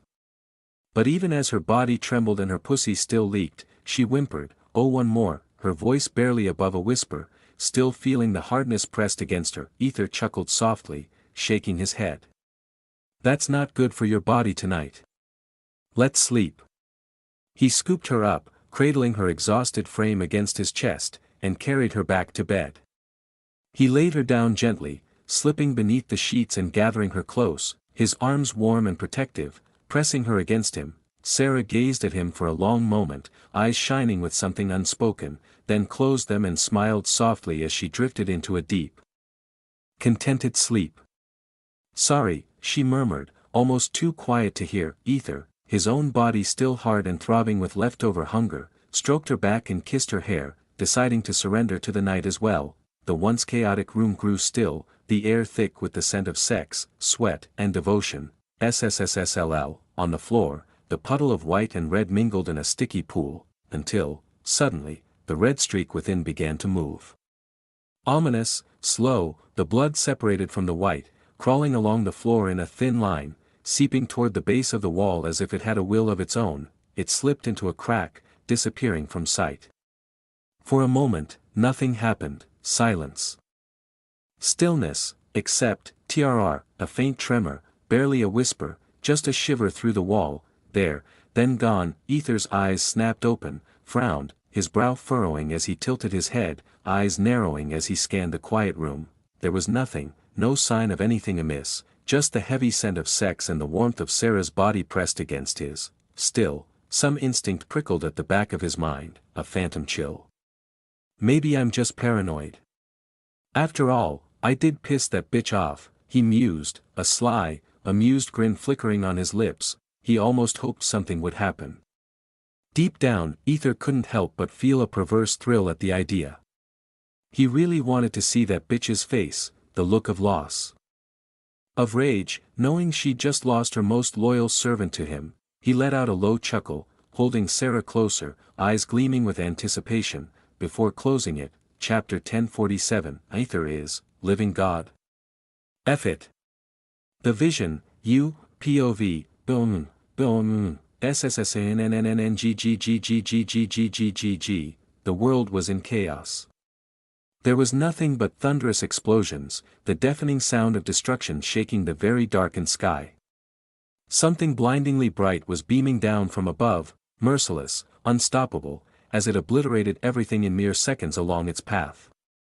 Screams echoed in the distance, people running in panic, trying desperately to escape the never-ending nightmare of ruin and death. Amidst the roaring calamity, a piercing white light cracked through the darkness overhead. SSSSLLLLSSSBH, a lone figure descended, gracefully, silently, dressed in flowing, immaculate white robes, their eyes glowing with pure white brilliance. He hovered mid-air, solemn and still, gazing over the carnage with an unreadable expression. His pure white eyes scanned the broken world, taking in the shattered lands and fallen hope. His fist tightened over the very long white spear he held, before finally locking eyes with you, the vision. Even from a distance, his presence was overwhelming, ethereal. Then, as if time paused for a moment, his lips moved. Be careful. Snap, with a crisp sound, he snapped his fingers. White light exploded into the vision, blinding and consuming, and just like that, Ether's eyes shot open, his breath slightly ragged. He blinked rapidly, trying to gather his senses, his vision spinning as he sat up slowly in the bed, sweat clinging to his skin. Ether, a gentle, familiar voice reached him. He rubbed his eyes with a sigh, the remnants of the vision still clinging to him like a fog. His fingers trembled slightly, and as he opened his eyes again, the world gradually came into focus. There, bathed in the faint golden light of dawn, stood Sarah, her long, wet strands of hair clinging to her cheeks, a few droplets trailing down her slender neck. She was wearing her usual archpriestess garments, though they hugged her damp body more than usual. She leaned on the edge of the bed, eyes filled with concern as they rested on him. You woke early? Ether murmured, his voice still hoarse as he glanced toward the window.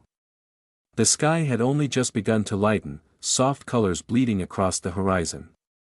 Even the birds outside were only just starting to stir. He turned back to her, wearing a deadpan look that made Sarah flush instantly. Come on now. She pouted slightly, cheeks tinted pink. As the archpriestess of this empire, I do have duties, you know. Ether sighed, but the corners of his lips curled upward.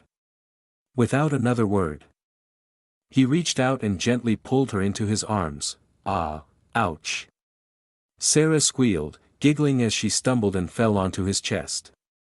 Her laughter rang like wind chimes, delicate and playful. She looked up at him, pretending to glare, though her smile betrayed her. Let me go. I have duties, she said in a fake serious tone, but her tone, her body language, none of it matched her words. She made no effort to resist him. Ether chuckled, amused by how cute she was acting. In that moment, she looked younger, more innocent, her usual divine aura softened by affection. Unable to resist, he leaned forward and placed a kiss on her lips, slow and gentle, like a morning whisper. MMH. Her lips responded to his instinctively, melting into him. Did you have a nightmare? She asked softly,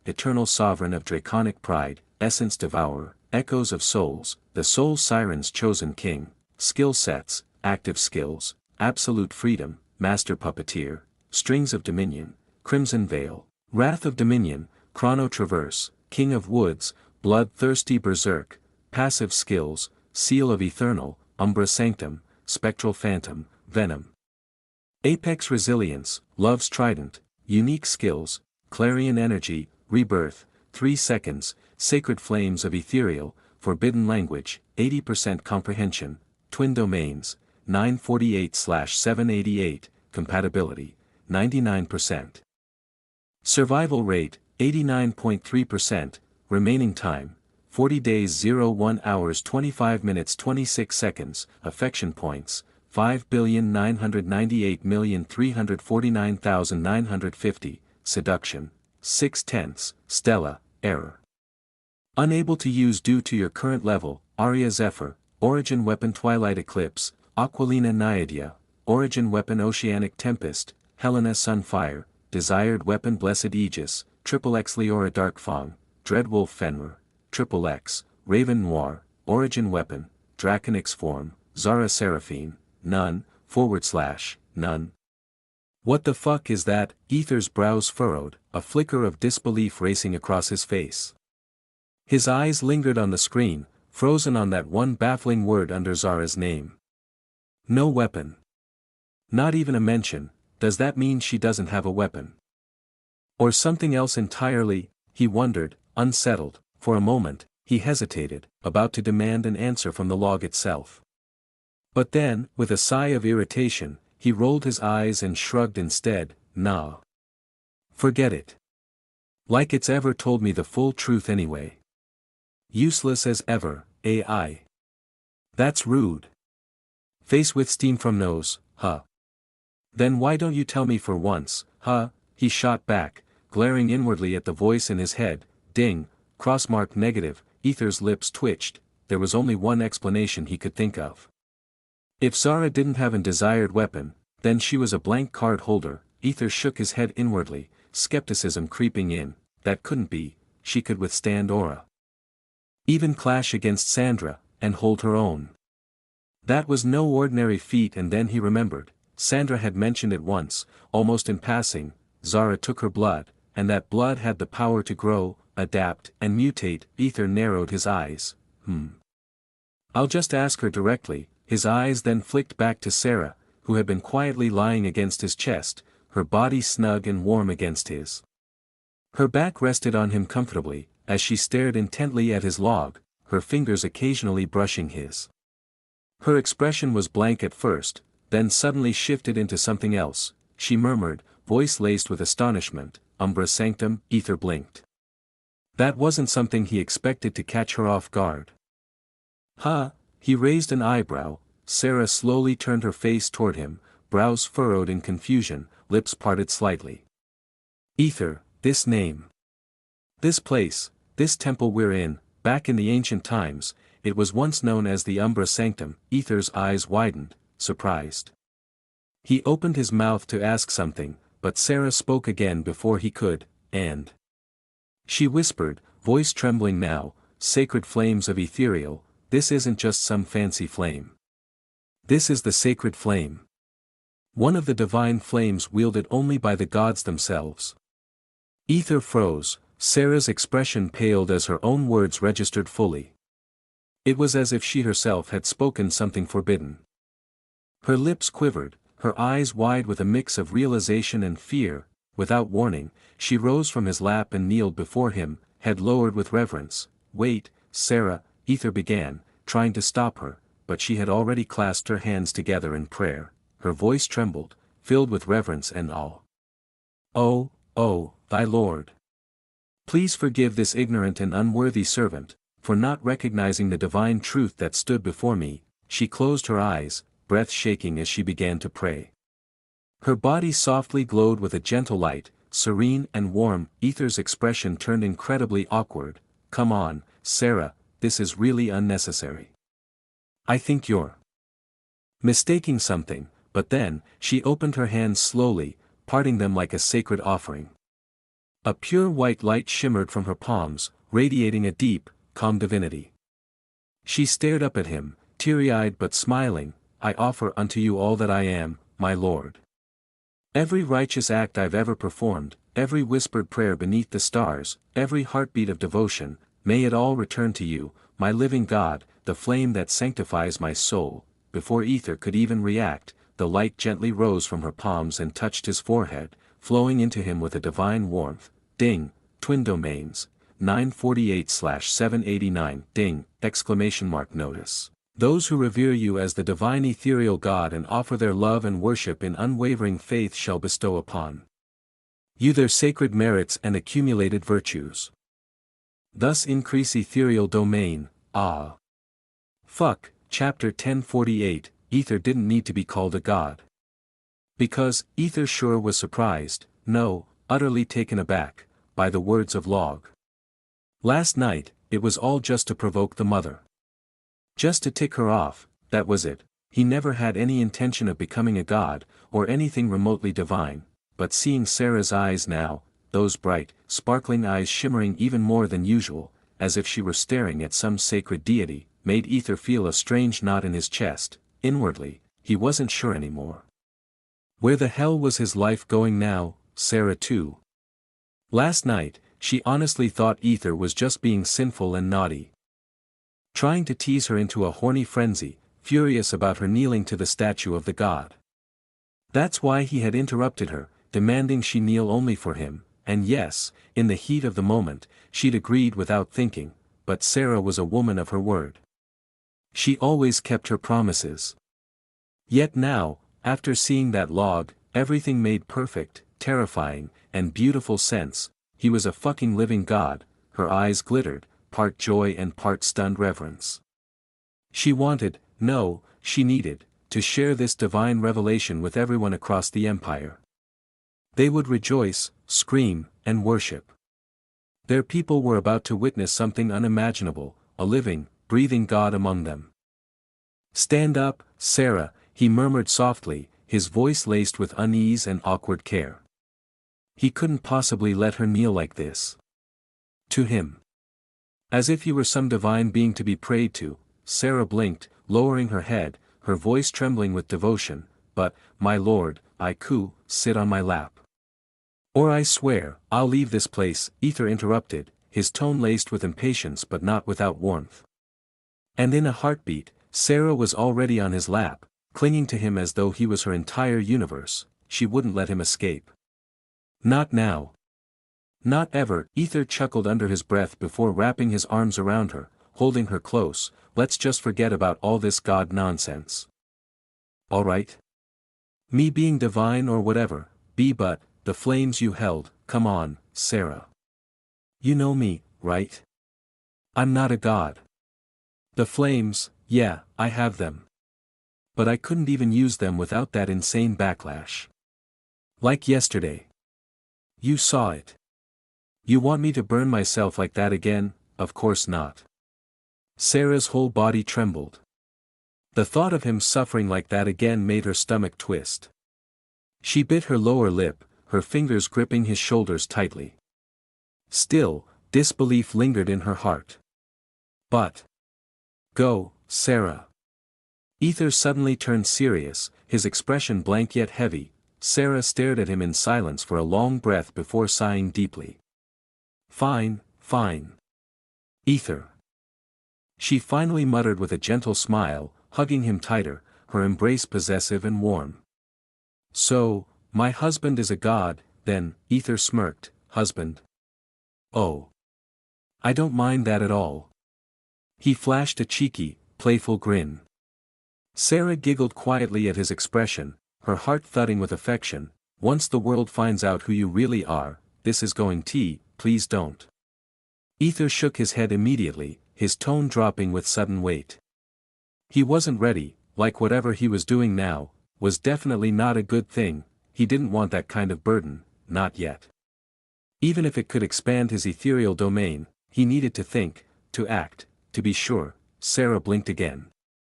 Her expression concerned. "Are you really sure about this?" Ether nodded with certainty. "You do know that, you can literally control this empire and, every woman would love to be with you," she said with a serious face. Ether blinked. He was definitely not going to waver by her words, definitely not those last words that she said with a deadly tone. Sarah's lips curved into a soft, almost sacred smile. "So, only I know you're a god," she whispered, her voice full of wonder and pride. Ether offered an awkward nod. "I'm not even sure about the god part. Anyway, how do you even know what I have is actually the flames wielded by the gods?" Sarah's face turned solemn. Full of seriousness and quiet reverence. "Mother. When she taught me, she passed down ancient knowledge. She told me of the sacred flames, those wielded only by the divine. There were many types, each belonging to a different god, but among them was the most powerful. The sacred flame of ethereal. It can only be awakened by one who has reached the highest purity, whose soul is filled with genuine love and devotion from their people. Without that love, it's impossible to even touch it. Ether let her words sink in slowly. I see. He said thoughtfully, but inwardly, the flames. Taught by mother.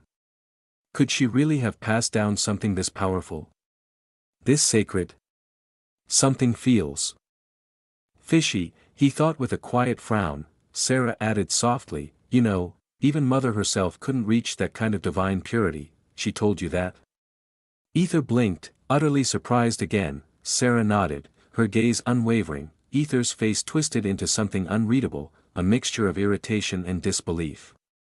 Ah, fuck it, man. This is getting annoying now, he thought, shaking his head internally, but Sarah, resting in his lap, stared up at him with quiet devotion, her heart thundering. Inwardly, she screamed with overwhelming joy and madness, my God! My God! My God! Ether shrugged, his voice low and gentle. Anyway, please don't tell anyone. And don't look at me like I'm some god, alright? He leaned forward and pressed his lips against hers in a tender, grounding kiss. I'm your husband, okay? Just your husband. Sarah nodded, her heart swelling as a radiant, overjoyed smile took over her face. The god was her husband. What more could she possibly ask for? She didn't need anything else in this world anymore. She had it all. She had achieved something beyond desire. She had attained enlightenment. Ether smiled softly, watching her expression with quiet amusement. You told me this place was once called Umbra Sanctum, right? Sarah snapped out of her swirling thoughts and nodded, her tone respectful. Yes. In ancient times, this place was known as the Umbra Sanctum. A sacred land where individuality, race, and status didn't matter. Anyone could take refuge here, and the sanctum would accept and protect them. Ether took a moment, absorbing her words, before glancing at her with purpose in his eyes. Can you do something for me? He asked, and with a snap of his fingers, a portal shimmered into existence beside him. From the glowing opening came a soft hiss, and a small, adorably drowsy white snake emerged, yawning cutely. Snowflake blinked her sleepy eyes, and upon spotting Sarah, she immediately slithered over and leapt gently toward her. Oh. You've been here too, little girl? Sarah asked in a delighted tone as she lovingly stroked the snake's soft, white-scaled body. Snowflake purred against her hand, then licked Sarah's fingers with a little grin. Tasty, she muttered with sleepy satisfaction. Sarah's lips twitched at the familiar mischief. She gave a small sigh, shaking her head as she muttered, you still haven't forgotten my taste, have you? She turned her gaze toward Ether, who silently pointed toward the portal. His meaning was clear. Sarah tilted her head slightly in question, but then nodded. Ether gently took Snowflake back in his arms, while Sarah stepped toward the glowing portal. The small white oval shimmered, then elongated and stretched into a larger oval, just tall enough for her to step through. With slow steps, Sarah entered the portal. Mist swirled around her, cool and soft, wrapping her in a veil of mystery before slowly parting to reveal the sight on the other side. A grassy land stretched endlessly in every direction, lush and serene. The air was fresh, the sky above a radiant blue like a perfect summer day, filled with light and warmth. A gentle breeze played around her, brushing against her skin. It felt peaceful. Alive. Like the wind itself was breathing, conscious of her presence. Sarah blinked, astonished. What in the? She gasped softly, utterly taken aback. Her eyes shifted to the side, and she froze. There it stood, a colossal white marble structure. So grand and majestic it made her temple look like a mere ornament. It was nearly 10 times larger than her entire main temple, and easily 5 times the size of the Empire's academy. Towering, divine, and blindingly white. At the very top, a giant golden bell shimmered under the light, radiant like the sun had blessed it personally. The walls were engraved with divine patterns, ancient symbols spiraling in seamless harmony, pulsing faintly with a warm light, almost as if the stone remembered prayers from forgotten centuries. Massive crystal windows, so clear they looked like flowing water, were were embedded between tall columns that reached into the heavens. Vines of silver and gold ran up the edges of the structure. Glimmering like veins of the gods themselves, imjinct, it didn't just look sacred, it felt sacred, holy, it. She muttered breathlessly, her voice laced with disbelief and awe, her face shifted from mere surprise to full-blown reverence as she slowly stepped closer to the building. There were no gates, no doors.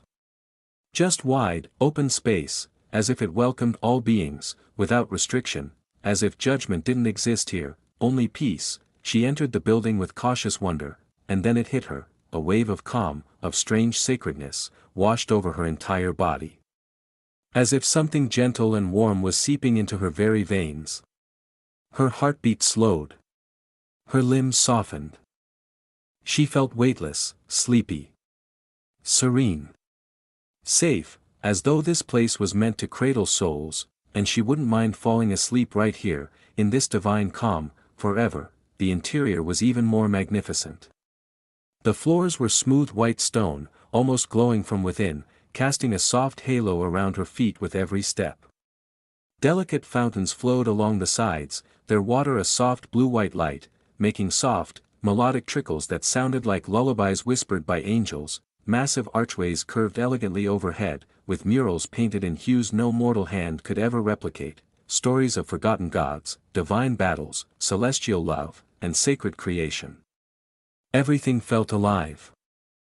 The paintings didn't just depict, they remembered. At the center of the sanctum, a massive circular platform rose slightly from the ground, its edges inscribed with glowing runes. And above it, floating silently, was a single feather, long, golden, and softly pulsing as if it were still attached to a living, breathing divine being. Sarah's throat tightened. She had entered a sanctuary beyond time, she could hear it. Their voices, their prayers, their love, their hope. Their God, the golden feather, emitting all of them. This wasn't just a place to worship gods, this place was one. Her knees wobbled as tears welled up in her eyes. Her hands clasped together without her realizing. And she dropped to her knees instinctively. Imjinct, not in fear, not even in worship, but in pure devotion. This place, it knows him. She thought with trembling lips, and in that quiet moment of divinity, as the light embraced her and the silence comforted her, Sarah understood something unspoken. Aether didn't need to be called a god, because in this place, in the eyes of this sanctum, he already was. Chapter 1049, I'm gonna taste the best version of you now. Hee hee. Sarah slowly stepped out of the portal with an almost disbelieving expression on her face.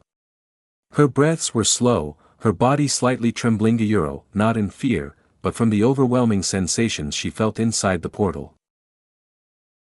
Her mind and body were wrapped in a lingering serenity, as if the sanctum's warmth still caressed her. And that image, that single golden, shimmering feather, it refused to leave her thoughts. It was etched into her memory, deep, haunting, beautiful, as if it had always been there, waiting to be remembered. It didn't feel like a vision or a dream, it felt real, like a truth more vivid than anything she'd lived through. Aether sat on the bed, casually petting Snowflake, who had finally stopped sulking after being in the sanctum. Her cheeks were puffed in cute defiance, but she had succumbed to her master's soothing, heavenly touch. Aether's gaze shifted to Sarah, and the moment he saw her face, concern flickered in his eyes. Sarah. Are you all right? He asked, voice low but gently probing. Sarah blinked, her lips parting. She wanted to speak, but words stumbled. She eventually whispered, I'm fine. I'm still trying to wrap my head around what I saw in there. Aether tilted his head slightly. What did you see? As her lips began to move, her voice trembled with a mix of awe and disbelief. She told him everything, every flickering detail. Aether listened, eyes widening as each word spilled out. A humongous temple. An endless space. A golden feather. Just what kind of place was that? And how could something so divine, be tied to him. His heart skipped. Was it really his? Sarah looked at him with a conflicted expression, part wonder, part confusion. Her lips curled into a half-smile, half-frown.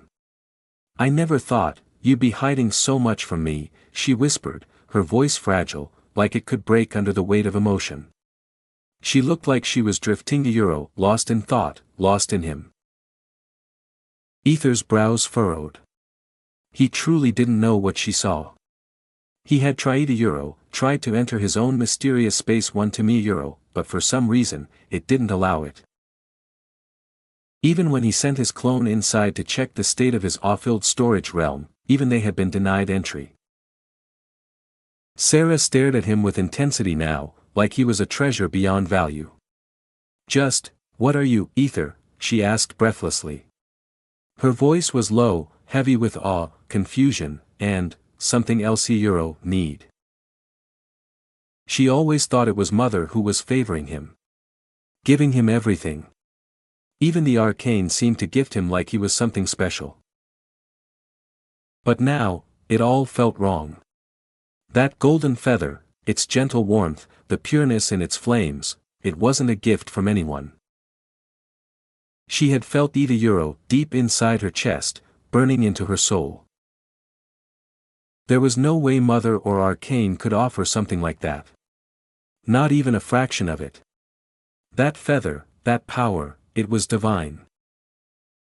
Ether, was he the reincarnation of a god? The mere thought sent a violent shiver racing down her spine. It was insane, but no matter how hard she tried to deny it, the idea made sense. It terrified Harayuro, and yet thrilled her. And suddenly, he was looking at her, puzzled by her long stare. Ether cleared his throat. "So, any other questions about my log?" he asked with a slight, awkward smile. She blinked, pulled out of her thoughts. "No. I'm not sure about the rest. Except." She hesitated, then softly added, "You should name your race, Ether." That caught him off guard. "Yeah, right," he replied, scratching the back of his neck. It's not like he'd forgotten or anything. "You really forgot that, Dot." He grimaced, ignoring the log, and muttered reluctantly, "I will, maybe." His expression darkened as he thought about the one he'd have to meet again. He wasn't exactly eager to see that annoying woman. Sarah noticed his reluctance and her expression turned serious.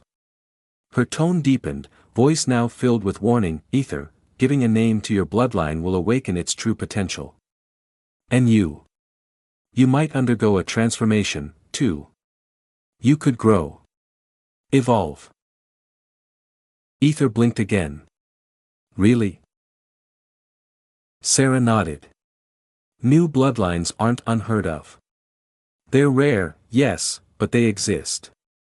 Maybe one in 1,000 years, maybe more. But once you name your bloodline, the mother will recognize it. And then, who knows? You might start unlocking things you've never imagined." Ether took a deep breath, nodding slowly as her words sank into him. Should he just bitchy about it?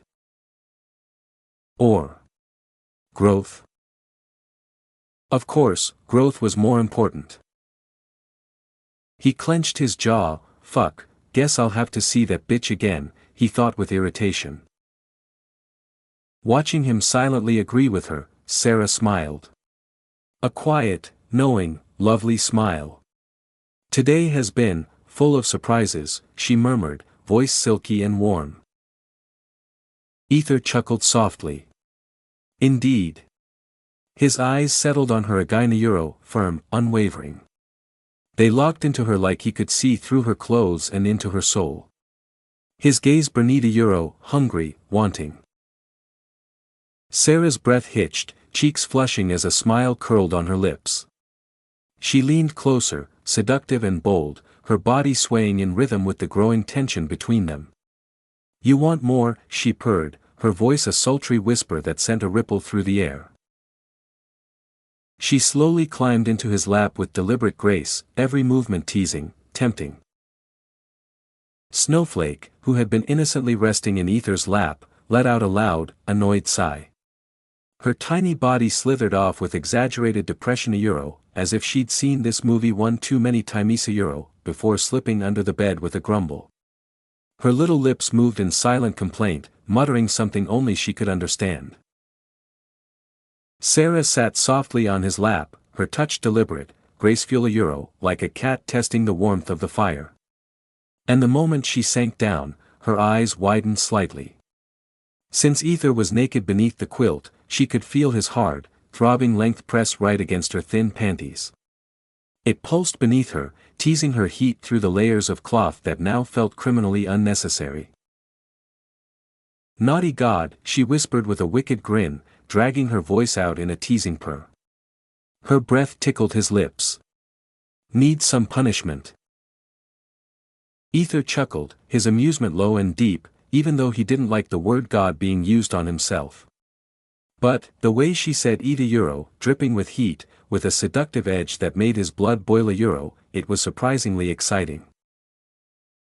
His fingers tightened around her hips, possessive, hungry, claiming her curves like they were molded for him alone. He leaned forward and kissed her lips. At first, it was just a simple peck, a warm connection. But it didn't stay that way. It grew into passion, into raw, greedy lust. Their mouths crashed together. HMRPP. She whimpered softly, her voice melting between the wet slaps of their lips. Ether kissed her deeply, sucking on her tongue, exploring her mouth as if tasting the very essence of her soul. Her soft whimper trembled against him as she clung to his shoulders, overwhelmed, unable to keep up with the sheer force of his advance. Her tongue lay there, defeated surrendered completely for him to devour. His fingers dug into her flesh, pulling her closer, feeling her warmth through every curve. She moaned into his mouth as her fingers clenched tight on his shoulders, nails digging in. And slowly, reluctantly, their lips parted. A shimmering, wet string of saliva formed between them. Sarah leaned forward and, with a cheeky, wicked grin, sucked the string into her mouth, slowly licking her lips in a teasing circle, deliberately seductive. Her eyes gleamed with hunger. "Ether," she moaned his name, her voice sultry and aching. Her face softened into a pleading expression, cheeks flushed with both desire and excitement. Last night, she had lost herself in him. But this time, her body her mind was fully ready. She had tasted love, care, protection, and now, she could handle him better. She wanted to handle him better. This time, she was going to ride him to the edge and back. Not going to leave him like before. She was really going to dry him off completely. Her tongue ran slowly across her lips again as her hips began to sway, shaking her ass teasingly over his rock-hard cock under the quilt. She was just about to slide off her pure white robe, peeling it open to reveal more skin, when "You know." Ether murmured softly, a calm yet mischievous tone curling from his lips, "the deal we made during the game." Sarah paused mid-motion, flinching a little. Her breath hitched as she blinked, slightly annoyed yet curious. "Yeah, that we have to do what the other says," she said, her voice still breathless. Her thighs were already burning with need, and now he was starting to talk. "You had one command and I had one, right?" Her eyes glinted dangerously, and her panties were already soaked, the damp fabric clinging to her sensitive folds. She already knew where this was going. He was about to twist this into something else, wasn't he? She slowly panted, her chest rising and falling with every heated breath, and stared into his eyes with eager anticipation. Ether smirked like a devil. "But before that, there's something I need to know first." His voice dipped lower. You can transform into a younger version of yourself, right? Stella. Sarah nodded, panting softly. She didn't want this chit-chat right now. Her body was burning. She needed him, now. But still, she answered, trying not to roll her eyes. Yeah, she replied quickly, trying to focus. Ether's eyes stayed on her. I've been wondering, is that form like, you reversing your age? Or is it an ability of yours? And, why does your personality change there? It's almost like a succubus or something. Sarah blinked, her breath catching as she realized why he was curious. She exhaled slowly, trying to slow her racing heart. It's not really an ability or anything similar to a succubus. It's just my desired weapon. Transformation. Ether raised his eyebrows, surprised.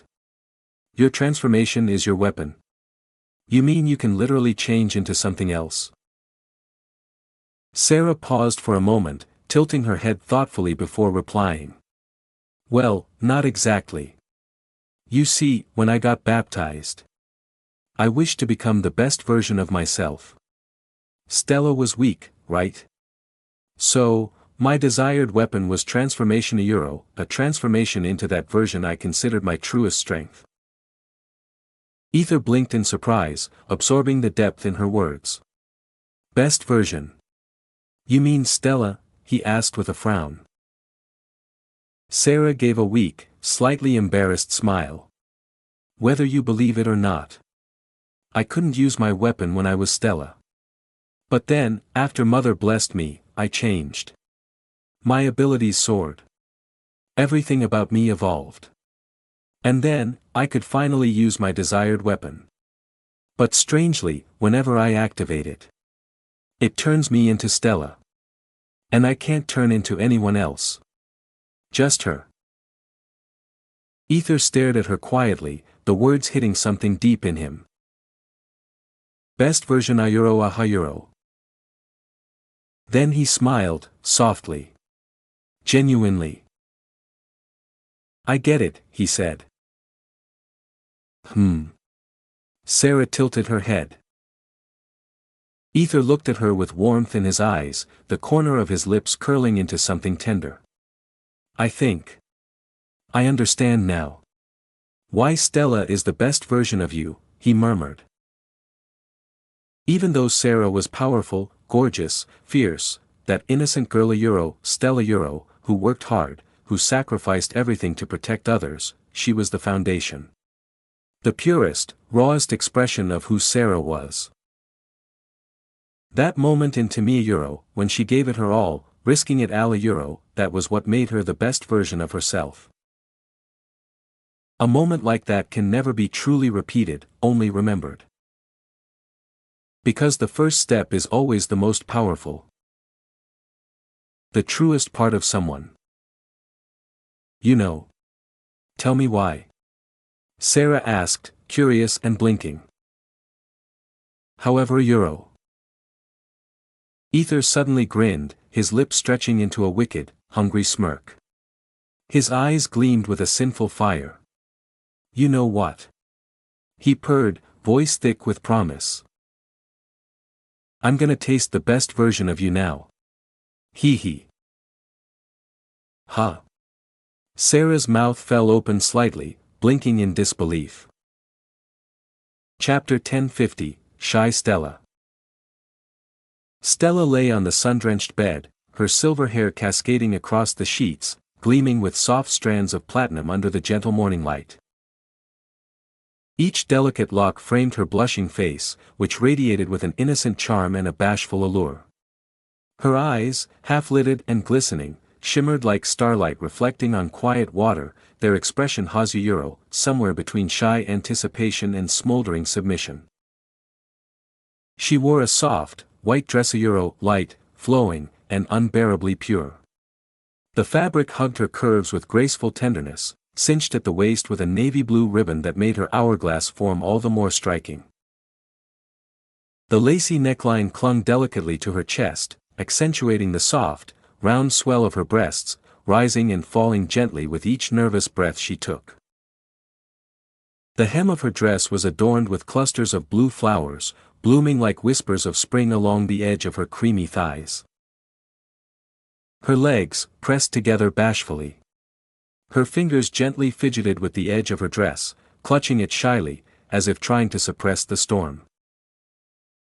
Her face was flushed a deep, tender red euro, an intoxicating contrast to her silver euro, blushing from more than just the warmth of sunlight. Ether watched her in quiet awe, heart thudding with something deeper than lust. Stella was breathtaking. Sure, Sarah was hot and sexy, but Stella, delicate, fragile, sacred. Instinct. As though touching her too roughly might cause the whole world to unravel. As though she were a dream that might fade if he blinked too hard. "You really are dangerous," he whispered as he leaned in close. Stella's breath caught. Her body tensed slightly, but she didn't move away. Her lips parted just a little, her eyes wide and shimmering. "Ether, why you really want to?" He placed his hand gently on her bare thigh, his touch euro, possessive yet reverent. "You're the best version of you, right?" His lips turned sly, which made her tremble. He added, "And I want to learn every inch of you." He let his fingers trail slowly, inch by inch, up the soft inner curve of her thigh. Her breath hitched again, her legs shifting slightly under the touch, a tiny gasp escaping her trembling lips. "Euro euro," she whispered, her voice trembling as she bit her lip, "Please gentle." His other hand gently cupped her cheek, brushing her silver hair behind her ear. He leaned in until his lips brushed the shell of her ear, and whispered darkly. "You're mine now, Stella." Stella's body shivered at his possessive word, her eyes turned teary, and her lips trembled. Ether leaned in close and let his lips brush softly over her collarbone, feeling the rapid thump of her heartbeat beneath her skin. Then, without warning, he opened his mouth and gave her a slow, wet kiss there, letting his tongue slide and lap against her warm flesh. Chew. Ah. Stella let out a shaky breath, her hands clenching at the sheets beside her. Her body twitched lightly as he kissed his way up her neck, tasting the sweet-scented sweat that had begun to form. His teeth grazed her sensitive skin before his lips closed in a euro, sucking, kissing, claiming. Euro, she whimpered shyly, her voice barely audible as her neck arched, giving him more access. "You like that, don't you?" he murmured against her skin, his voice dark and warm, filled with wicked intent.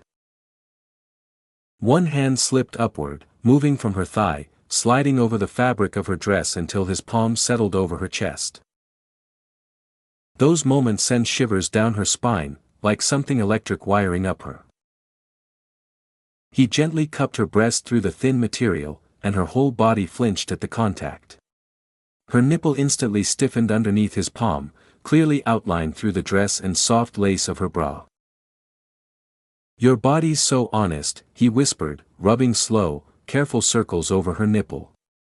"You're already this euro just from a few kisses." "Don't say it like euro," she mumbled in a small, trembling voice, her cheeks flushing a deeper red as her breath hitched. Her eyes, half-lidded and misty, shyly glanced at his euro, the way they so confidently circled and coaxed her nipple through the fabric euro, her body betraying her no matter how much her mind panicked. But Ether wasn't letting up. He kept his touch light but deliberate, knowing exactly what he was doing to her euro, watching every little twitch, every shiver, every helpless gasp as her body writhed slightly under him. His hand slid beneath the neckline of her dress, his fingers brushing against the delicate lace of her bra. Then, with a flick of his finger, he hooked the strap and pulled it downward, dragging the soft fabric until it no longer hit her skin. And finally, he touched her. Her bare breast fit perfectly in his palm, the warmth and softness so tender it made his fingers slow euro reverent. HKK. Stella let out the tiniest, cutest Moana euro, a helpless little hiccup of sound that burst from her lips before she could stop it. Her hands shot up in a flustered panic and covered her face entirely, trembling fingers hiding the mess of expressions twisting across her features. Ether stared at her for a long moment euro, this adorable, trembling girl who now covered her blushing face like she was about to melt away. His cock throbbed under the pressure of the quilt, already rock hard against her thigh, but these euro, her reaction euro, this was what truly pushed him over the edge. Ether let out a low, deep groan and inwardly chuckled. Not at her, but because of her euro, because of this version of her who was so drastically different than the one who had devoured him before. That version had begged, moaned, kissed, sucked him with zero hesitation euro, but this own euro, this sweet, pure Stella euro was trembling like a flustered virgin, her breath shaky, her body hot and ready, but her mind struggling to even look him in the eyes now. "You're adorable," he muttered with a dangerous smile, leaning in close again. He kissed her exposed shoulder first euro, softly. Then trailed kisses higher, up her neck again, his lips warm, his breath slow and teasing. "You act so shy euro, like you don't remember how badly you begged for my cock before," he whispered right against her ear. Her thighs clenched instantly. She was not going to say anything, only her face turned even redder and redder, in embarrassment and shy. Ether chuckled inwardly as his eyes darkened with desire as he stared at the way her soft, flushed breasts rose and fell with every shaky breath. He gave her a gentle squeeze, fingers spreading to cradle her completely. The way her flesh gave under his touch, how it spilled slightly between his fingers, made his cock twitch under the quilt. He could feel the weight of her in his hand, how full and perfect she was euro, so soft it was almost maddening.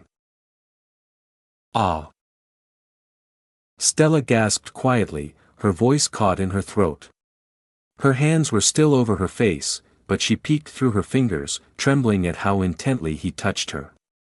Her body responded despite her nervousness euro, her nipple tightening, puckering into a hard little bud against his palm as he slowly began to circle it with his thumb. "You feel this?" he murmured, watching her shiver. "So sensitive already euro." Her breath hitched. "Didn't say ita euro nghha euro." But he didn't stop. He leaned in and brushed his lips over the top of her breast first euro, light, lazy kisses, letting her anticipation build.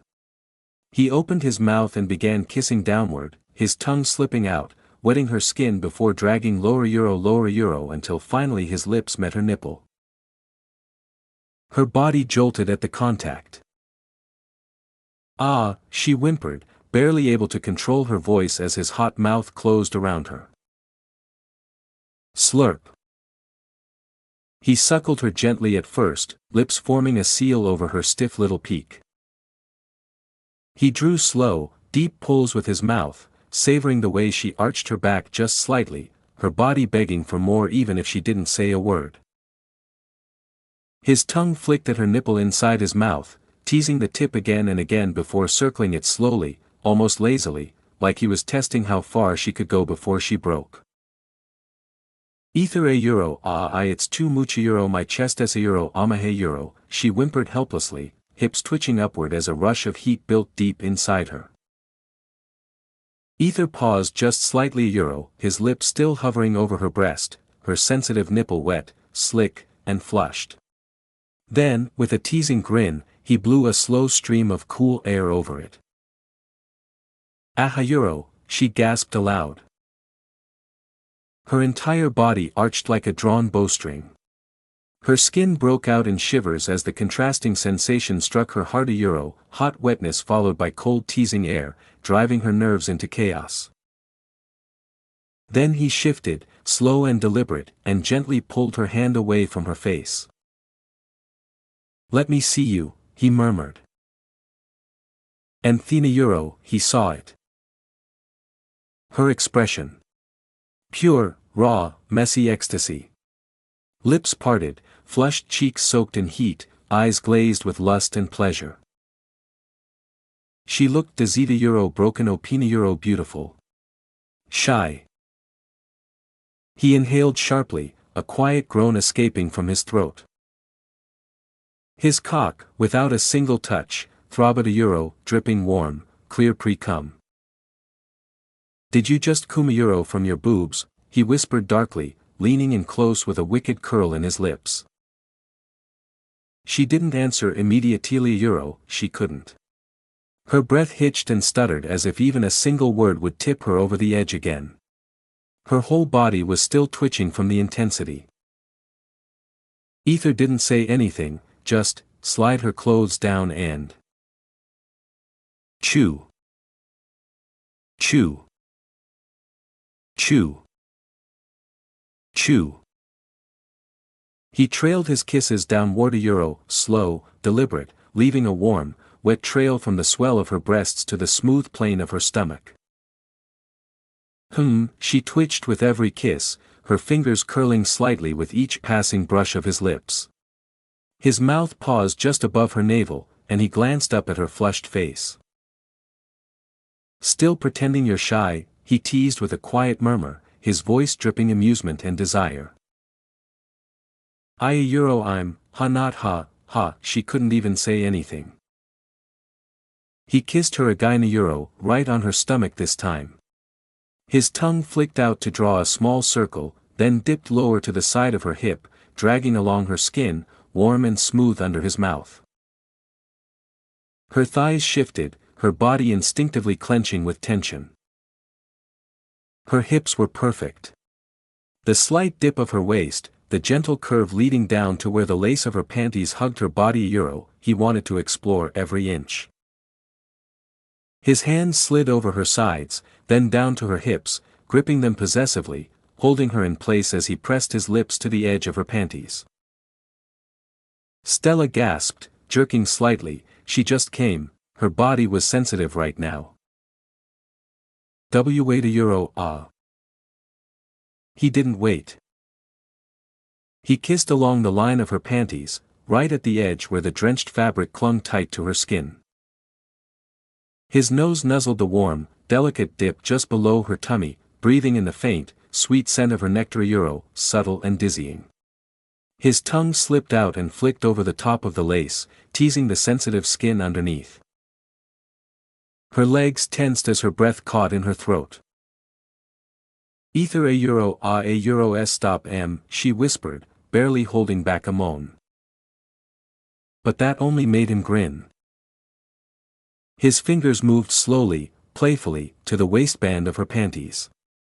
He hooked them with care, dragging the fabric down inch by inch. Her pale skin revealed itself gradually, the soft hairless mound of her pussy coming into view euro, glossy and flushed with anticipation. Her folds were already damp. He ran a finger lightly over the outer lips, watching her body tremble from even the faintest touch. You're already soaked, he murmured in a husky voice, dipping his finger between her folds and spreading the wetness along her slit. You're clenching so hard down here to euro.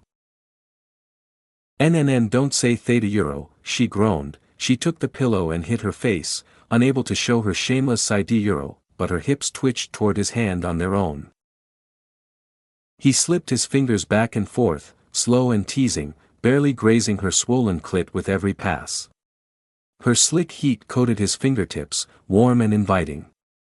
She whimpered when he pressed just a little harder, circling her clit now with a rhythmic, maddening pace. Then, without warning, he pushed a single finger into her euro, slowly, gently, letting her feel every inch. She arched upward, a soft cry escaping her lips. Euro. She whimpered as he kissed slowly along her inner thigh. His fingers didn't stop moving euro, thrusting gently inside her, curling at just the right angle. Her walls squeezed around him, slick and eager, as if her body wanted more of him, as if it recognized him, called for him. You're sucking me in, he murmured against her skin, his voice low and thick with desire. "You like these euro, don't lie to me, Stella." She couldn't answer euro, her voice tangled in moans and soft gasps.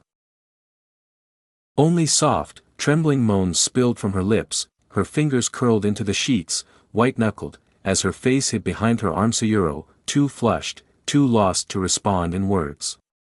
Her body told the truth anyway. She was burning, twitching, desperate. Another finger slipped in. He slid in a second thing. A sudden gasp escaped her as her hips arched, legs instinctively parting wider for him.